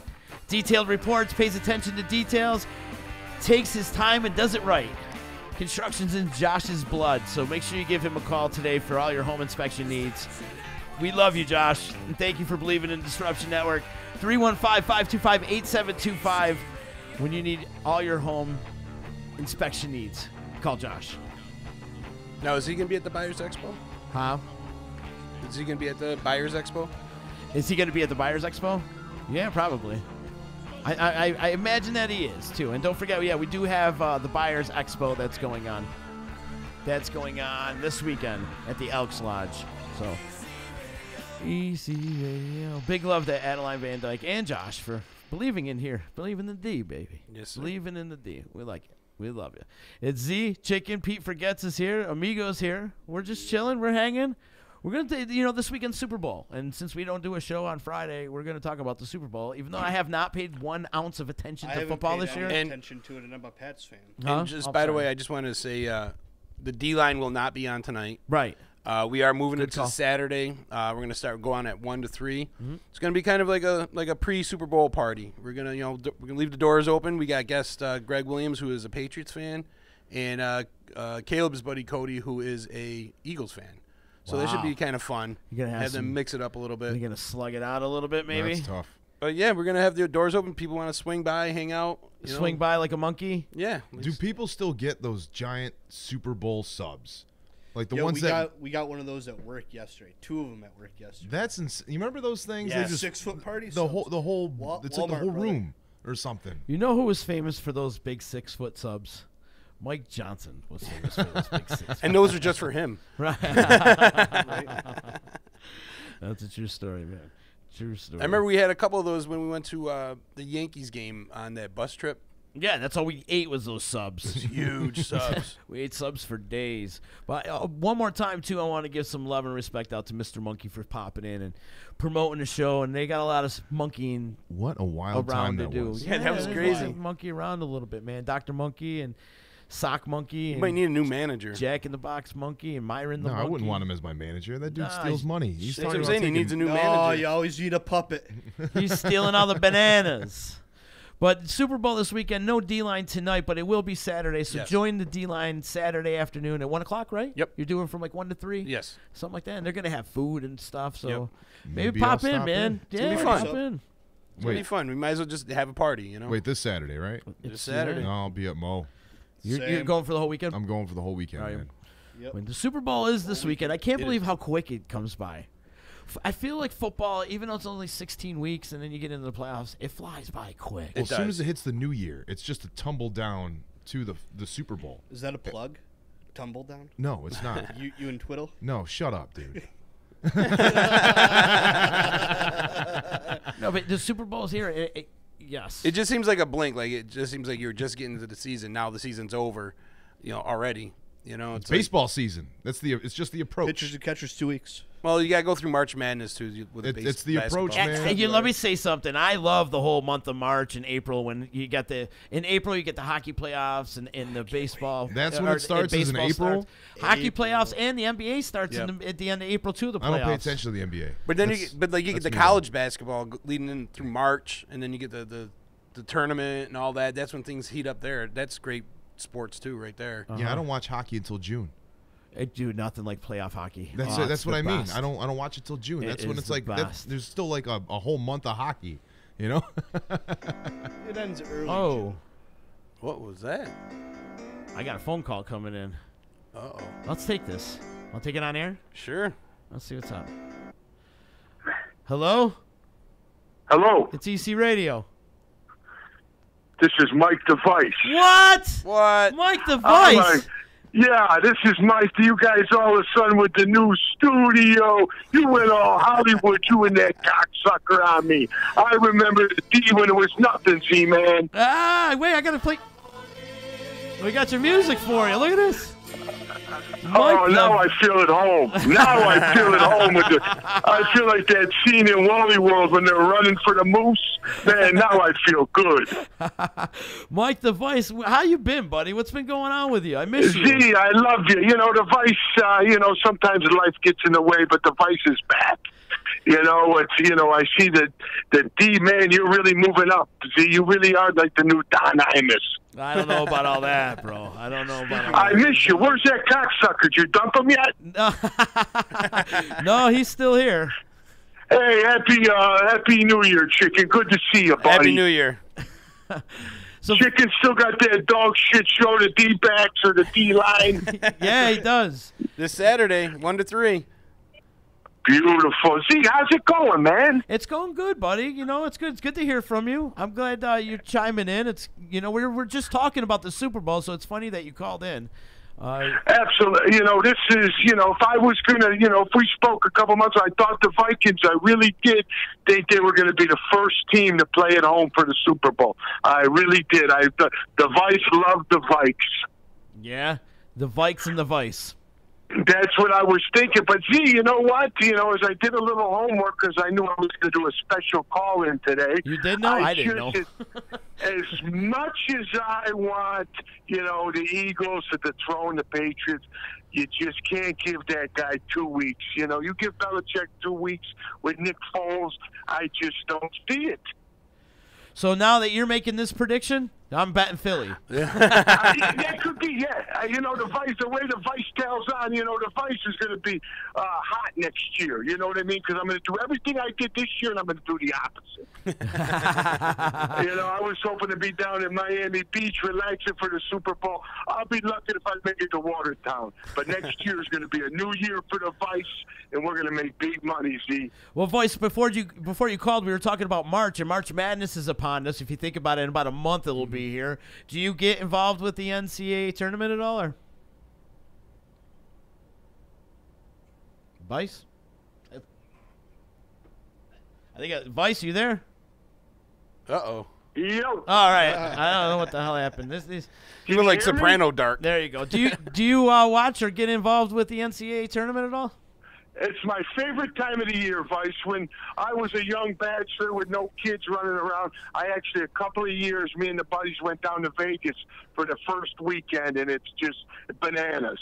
It's bananas. Absolutely. But, next to the Super Bowl, the amount of wagering done, that first weekend, that first Thursday through Sunday is second to, the Super Bowl and the amount of action. And it's an unbelievable time. Unbelievable time. When we first started going there, MGM was remodeling their sportsbook area where you can watch all the games, bet on the games, and they put in a new feature, and I'm sure they probably still have it, where like at the Carrier Dome, you have the actual individual boxes. You could rent out an individual box that enclosed, circled all the way around the sports book. Have waitresses bring in drinks.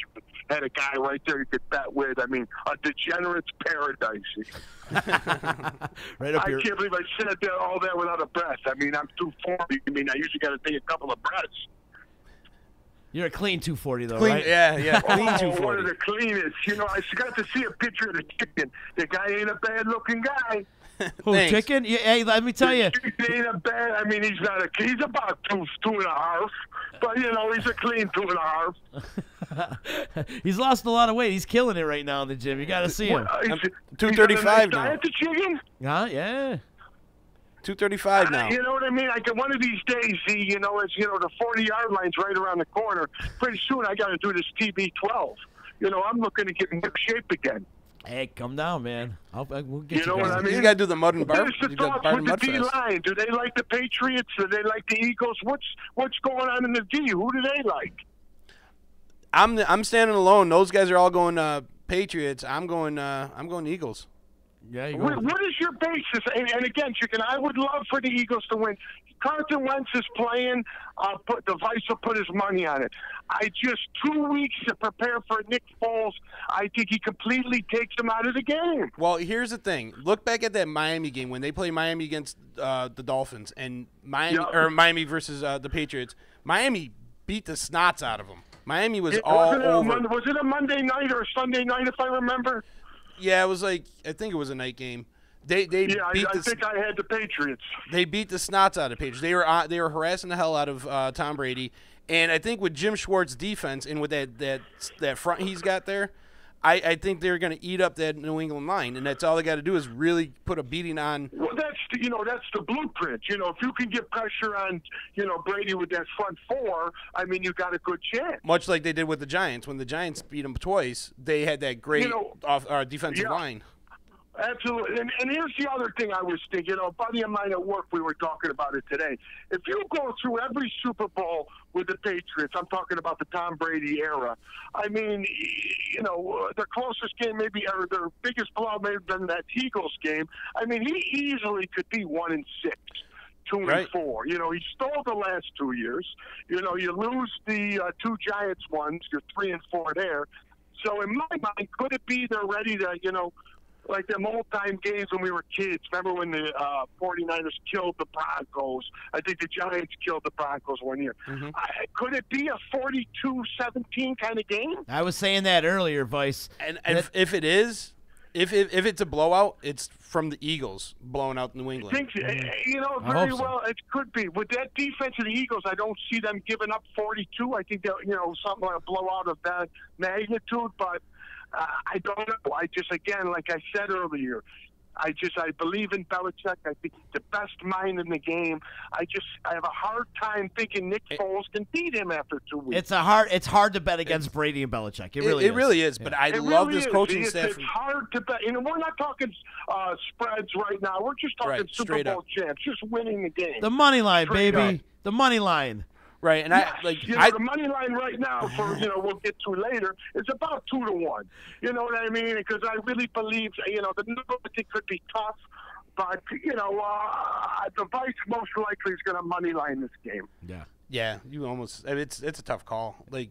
It's a tough, listen, I hate, as big of an NFL fan as I am watching games, this Eagle team I just can't put my finger on.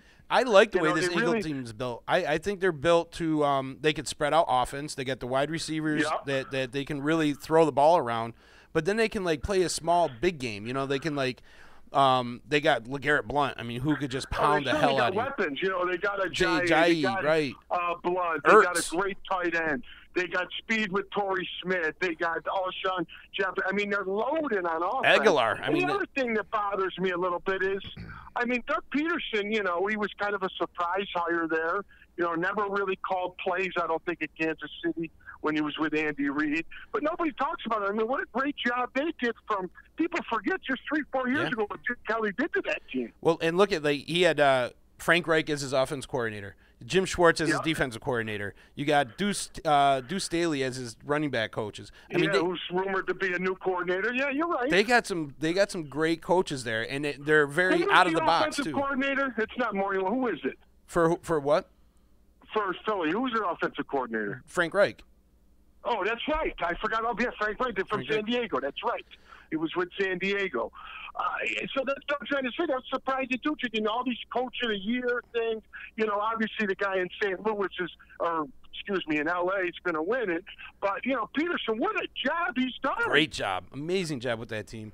I mean, that team was in shambles for Chip Kelly. When you take your number one quarterback, who many people thought should have been MVP, in Carson Wentz, and he gets hurt, and then you plug in Nick Foles, who people were surprised he's still in the league. And he could come in there and produce the way he's produced. It's amazing. Vice, agree with you. Earlier you said that how all these Super Bowls the Patriots have been in previous years, in the Tom Brady era, it's been tight. Super tight. It's always been a good game. Within a play or two, there could be a difference. It's our luck that it's probably going to go the other way. It's going to be a blowout, an absolutely boring game on either side. The way Super Bowls have gone, it's even like an even match. I remember in the early 2000s, Giants Ravens.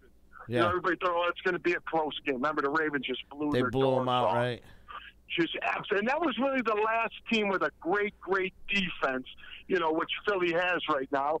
Even though they have the weapons on offense, without Wentz, I don't think you can look at them as a big juggernaut. But what they did to the Vikings, it's a tough game. Vikings were the number one defense at the time too. Yes, and you know what? And if anybody who doesn't believe, especially in the gambling world, but even in winning a game, how much momentum plays in a football game. I mean, Minnesota's up 7-0, went right down the field. Then they're driving, they're almost at midfield to, at least go up 10-0, and they throw that pick six. Completely changes the game. Then it's 14-7. They get a nice drive going. Minnesota, as you can tell, the Vice said Minnesota. Getting down there, they're in field goal range, and they get the strip sack. They throw the bomb at the end of the half. It's 21-7. Forget about it. It's over. Yep. So, not to take anything away from, Philly. They dominated the game, but it just shows you momentum plays such a huge role. Yeah. Absolutely does. I'll tell you, the only thing I'm rooting for is my squares to come in. And then I'm gonna pay attention to the game right around the fourth quarter because that's when it counts. If you guys ever heard of one, I'm on an interesting one this year. My good buddy, we'll plug them at Shop in Town Barbershop. They are doing one. It's I think it's either $60 a man, and it pays $100 every minute. Every minute. Wow. Every minute. So if you draw a zero, I was very confused. I thought it was a typo when he first told me, but he explained me the rules yesterday. So say you're lucky enough to, draw 0-0. You're pretty much, barring a kickoff return or a, long play in the first minute of the game of $100. What? How does that happen? Yeah. Well, so you have a $6,000 pot, Okay. 100 squares with 60. So every minute, whatever the numbers are, that pays out $100. Holy shit. And so you get a defensive struggle, and it's, goes through the first quarter, which isn't unheard of, 0-0, you win $1,500. Wow. Wow, that just seems like a lot of work. Yeah, it does. Yes, and it seems like it's a lot on chance. You get good numbers. You get 3-0, 7-0. You got a really good chance of hitting. Yeah. The problem is when you get the 5-9. What happens there? The only stipulation they explained to me is on a extra point. So say you land on 6. There's no difference there. It still would be 7. The minute has to pass. I just feel sorry for the poor bastard that's got to keep track of all that. Right. Oh, absolutely. But you know what I mean? It's a little different. I think I would, tend to like just the traditional board like you were talking about. But this was a little different. Yeah. We're on the phone with Mike DeVice. We haven't heard from Mike DeVice in a while. It's good to catch up with you, buddy. I'm excited to hear your voice. Next, we got a great segment.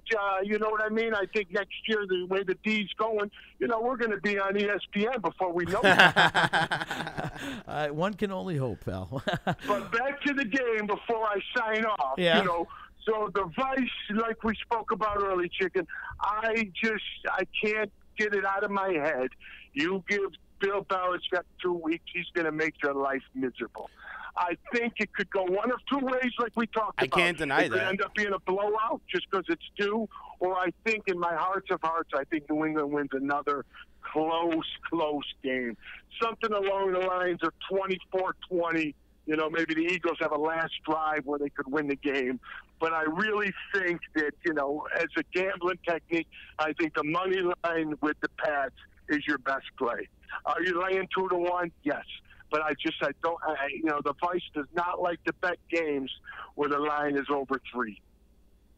Yeah. If it's a close game, it's the Pats game. Yeah. If it's a close game. Experience plays, yeah, absolutely. Yeah. But, you guys made a good point. I think, in the first, we'll say first quarter, Philly comes out like they did against Minnesota, lands a couple of punches. I think, with that defense, the way they attack Jim Schwartz, I think they could, if there was going to be a blowout, I would tend to think it would be with Philly. And I think Philly's coaches are smarter than Atlanta's coaches, where when they were blowing them out, Atlanta kept doing what they were doing before, and obviously New England did change up the game plan. And I think Philly's coaches are adjustable. I think they can change up the game plan to go along with that. So I'm interested to see how it goes. The thing that nobody brings up from last year is, like we talked about, momentum played huge thing last year. But I think Atlanta, watching previous Super Bowls and that Patriot mystique, I think one of the reasons why he was so aggressive being play calling almost to the point where he was dumb. Shanahan was. He figured he had to beat them. You know, you had to score. You had to keep scoring. When in reality, all they had to do was kind of milk the clock. Run the they ball. They had the game in hand. Yep. You got 2 stud running backs. Run the ball. Patriot way kind of gets that thing in your head, and you try to go for the throat, and you never think that they're going to get that sack. After Julio Jones, remember, he makes that great catch. You think you're at least in field goal range to put the game on 11. Yep.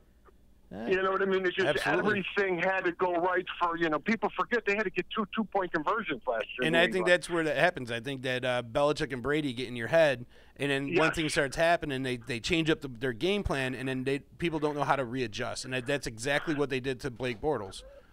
And it's amazing just mentally what happens when there's a way to get that tie. What I mean by they were down. You could be down 16, but 2 touchdowns of it. It's a 2-possession game, not a 3-possession game. Yeah. You get that first touchdown, you think, okay, we're on our way. Like they did last year. You get them backpedaling. They're like, oh shit, like okay, like they keep it on them before they can readjust. Yeah. Everybody forgets everything had to go, right that last quarter. You got to get 2 two-point conversions. Then you win the coin toss, and with all the momentum, you can go right down the field and win the game. That was insane. We will soon see, though. We will definitely find out on Sunday who becomes the champion. Absolutely, Who's the halftime show? Justin Timberlake. Oh, yeah? That'd be all right. Who's doing an anthem? You can do. Now, before I sign out to you, what'd you think of the Grammys? I thought the Grammys were absolutely dog shit. I didn't watch them. I can't say, I get up early. I can't say I watched the whole show, but, the next day kind of DVR'd it. Man, music really went to shit, T. Yeah, 100%. We were talking about that in the first half of the show. It's like, it's gone. Music is really dumb now, They got in a lot of trouble with this we're one. blessed enough. We get to see a lot of really great music, me and you, on our summer, jobs and stuff. And then, to watch some of that, I just thought it was garbage. Yeah. Yeah, I agree, man. Hey, Vice, I'm going to be in Vegas at the end of February. I'm going to need some picks for the NCAA, so you got it. You know what? I will call in next week. We'll discuss the Super Bowl. I want to make a date. Next time you get that psychic in, I want to do a reading. Oh, I love listening to that show when that guy comes in. Maybe we'll set it. Maybe he can read the fucking Vice's mind. Give me a couple parlays, and we'll get the fuck out of there, me and Chicken. Maybe, we'll man. ride right off into the sunset, brother. But, G, I love you. You Love know you what too, I mean? bud. You're like a brother to me. I will check in next week. I love what you guys are doing, and I wish you the best of luck. Thank you, Vice. It's good to hear your voice, man. Keep in touch. And Oh, yes, I love you, buddy. we want to do an NCAA segment, too, so make sure you stay in touch. You got and, it. Absolutely. All right, guys. I'll be in touch. All right, brother. Take care. Mike the Vice checking in. That was Wow. good. Having a little old school segment. Now, when you consider that old school, it's just like you called in. Perfect timing, too, right before the Super Bowl. Yeah, no doubt, man. No doubt. And now Pete is a big Patriots fan. I am. So you're going for the Patriots, obviously. Yep. Yeah, okay. And Amigo, who are you going for? I'm going with Pete on this one. Yeah, going for Patriots? You got to support your boy? Yeah. Who, you? No, him. Yeah, I said I'm going with the Patriots As I on said, this you one. got to support your boy. I was like, no, I'm not going with the Eagles on this one. I was like, I've never wanted someone to lose so bad because they have never won a Super Bowl. I feel like the Patriots are going to make them feel like they don't belong at all. That's how I feel. It could be. It's like It's gonna be like a smear. It's gonna be like some lox on a bagel for like a Jew in the Upper West Side. You know what I mean? It's just gonna be. They're just gonna wipe them.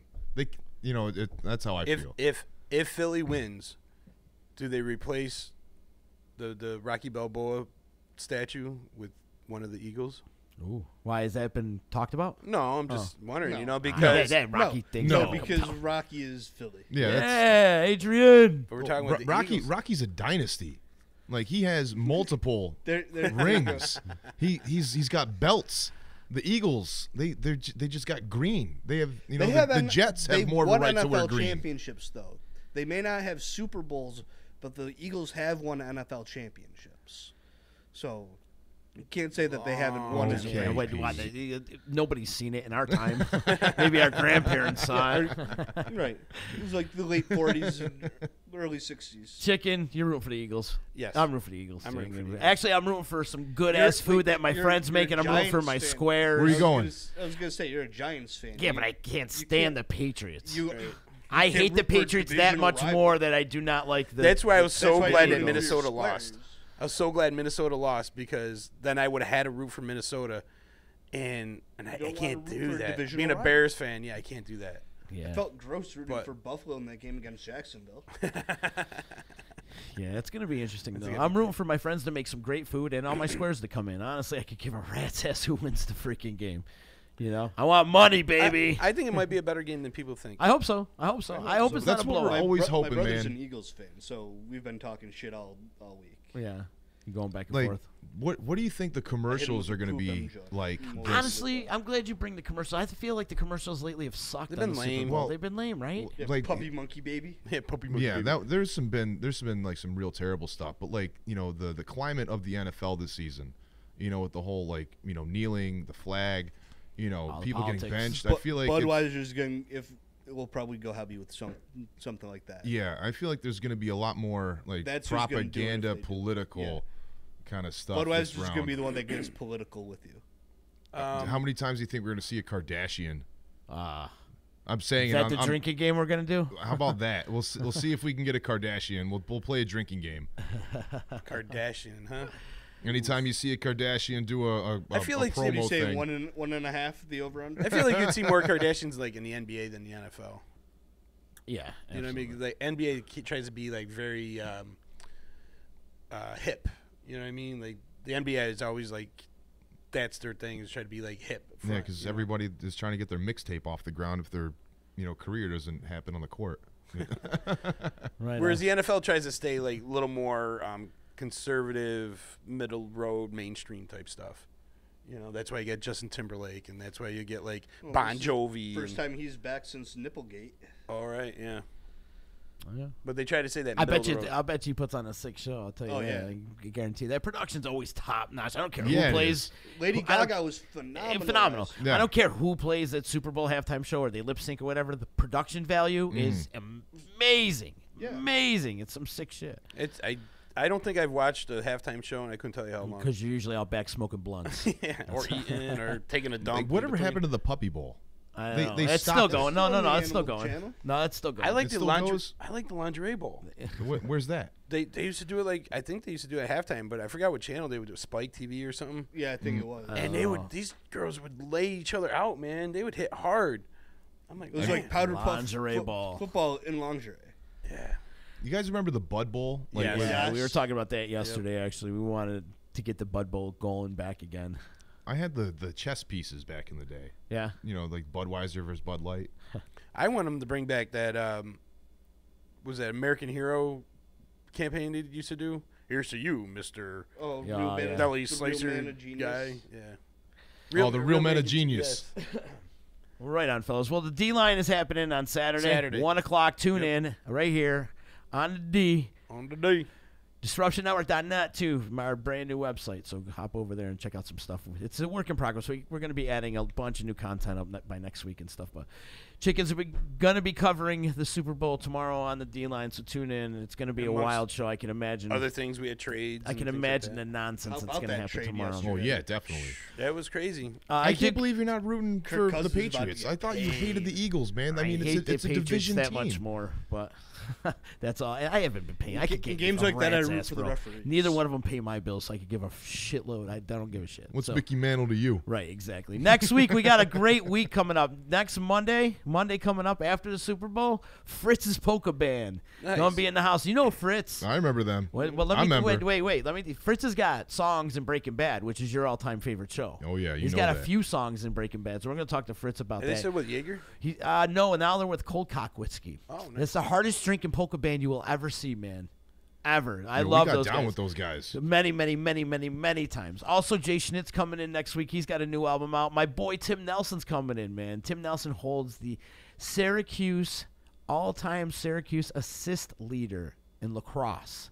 You know how prestigious lacrosse is in Syracuse, right? Syracuse lacrosse My man, is bigger than is better than more Syracuse championships, basketball more championships when than you come any down of them. to the end of the day. He'll be in here next week, and also big show. We're doing a special Friday show next week. Coming in the studio, Enter the Haggis. Nice. Enter the Haggis is going to be in the studio, that's a big brought to us by our good friends from the the Great American Irish Fest and the Irish Cultural Center and all that. So Enter the Haggis is going to be in there. They're going to do a performance. We're going to do an acoustic performance. So we're going to do a special Friday show based on Enter the Haggis. They're okay. Yeah, they're awesome band, man. They're an awesome band. They got a hoolie going on. The Great American Irish Fest has a hoolie going on at the Saranac Brewery. And they're coming in to play. So I was like, come on, bring them on the show. And they're old chums. So we're going to jam out with Enter the Haggis. So looking forward to that. If I could get everybody to share this video today, please do that. Like, share, subscribe, follow us, do all that stuff when it comes to the Disruption Network. And Pete, thanks for coming in. Yeah, thanks for Amigo, thanks for coming in. Hell yeah. Good luck to your Patriots. I hope they lose. Yes. But A miserable death. I hope everybody loses. I hope that wins. Yeah, so, and also one more time plug for the day-old Bag of Donuts show that's happening tonight on Facebook, so check that out right around 7:30. Always a good time with those bastards. Those bastards. So we'll see you on Monday. It's gonna be fun. See you Monday. You're listening to EC Radio on the Disruption Network. Dago Wab, Guinea, garlic bread, pizza slinging, spaghetti bending, Victor Mon, Perry Como, Luciano Pavarotti, solo meal, non-singer motherfucker. That's good.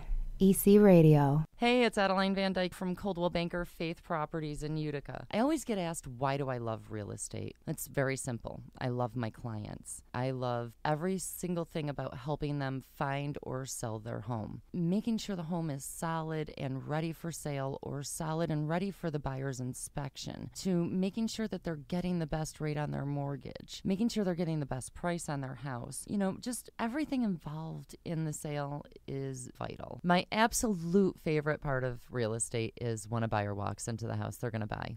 I can feel it before they even know they're loving the house. It's just that obvious. So I'd love to experience that feeling with you. So give me a call. Adeline Van Dyke, Coldwell Banker Faith Properties, 315-404-6431. Or you can find me on Facebook or visit my website at centralnewyork.com/Adeline. Thank you, and I look forward to welcoming you home. When it's your hard-earned money on the line that you are investing into a home, it makes sense to choose a proven professional to assist you in making one of the biggest investments you may ever make. Josh's dedication of over 20 years to the home construction industry allows him to bring knowledge and experience to your doorstep. That means you can feel confident and comfortable with his service to you. Past clients love his attention to detail and thorough written reports. By allowing Priceless Inspections to help you make a well-informed decision concerning your property, you will find that a quality inspection is priceless. Follow Priceless Inspections on Facebook or call 315-525-8725. In the Mohawk Valley, for the best real estate service, you gotta have faith. Coldwell Banker Faith Properties, 315-735-2222 or www.centralnyhomes.com.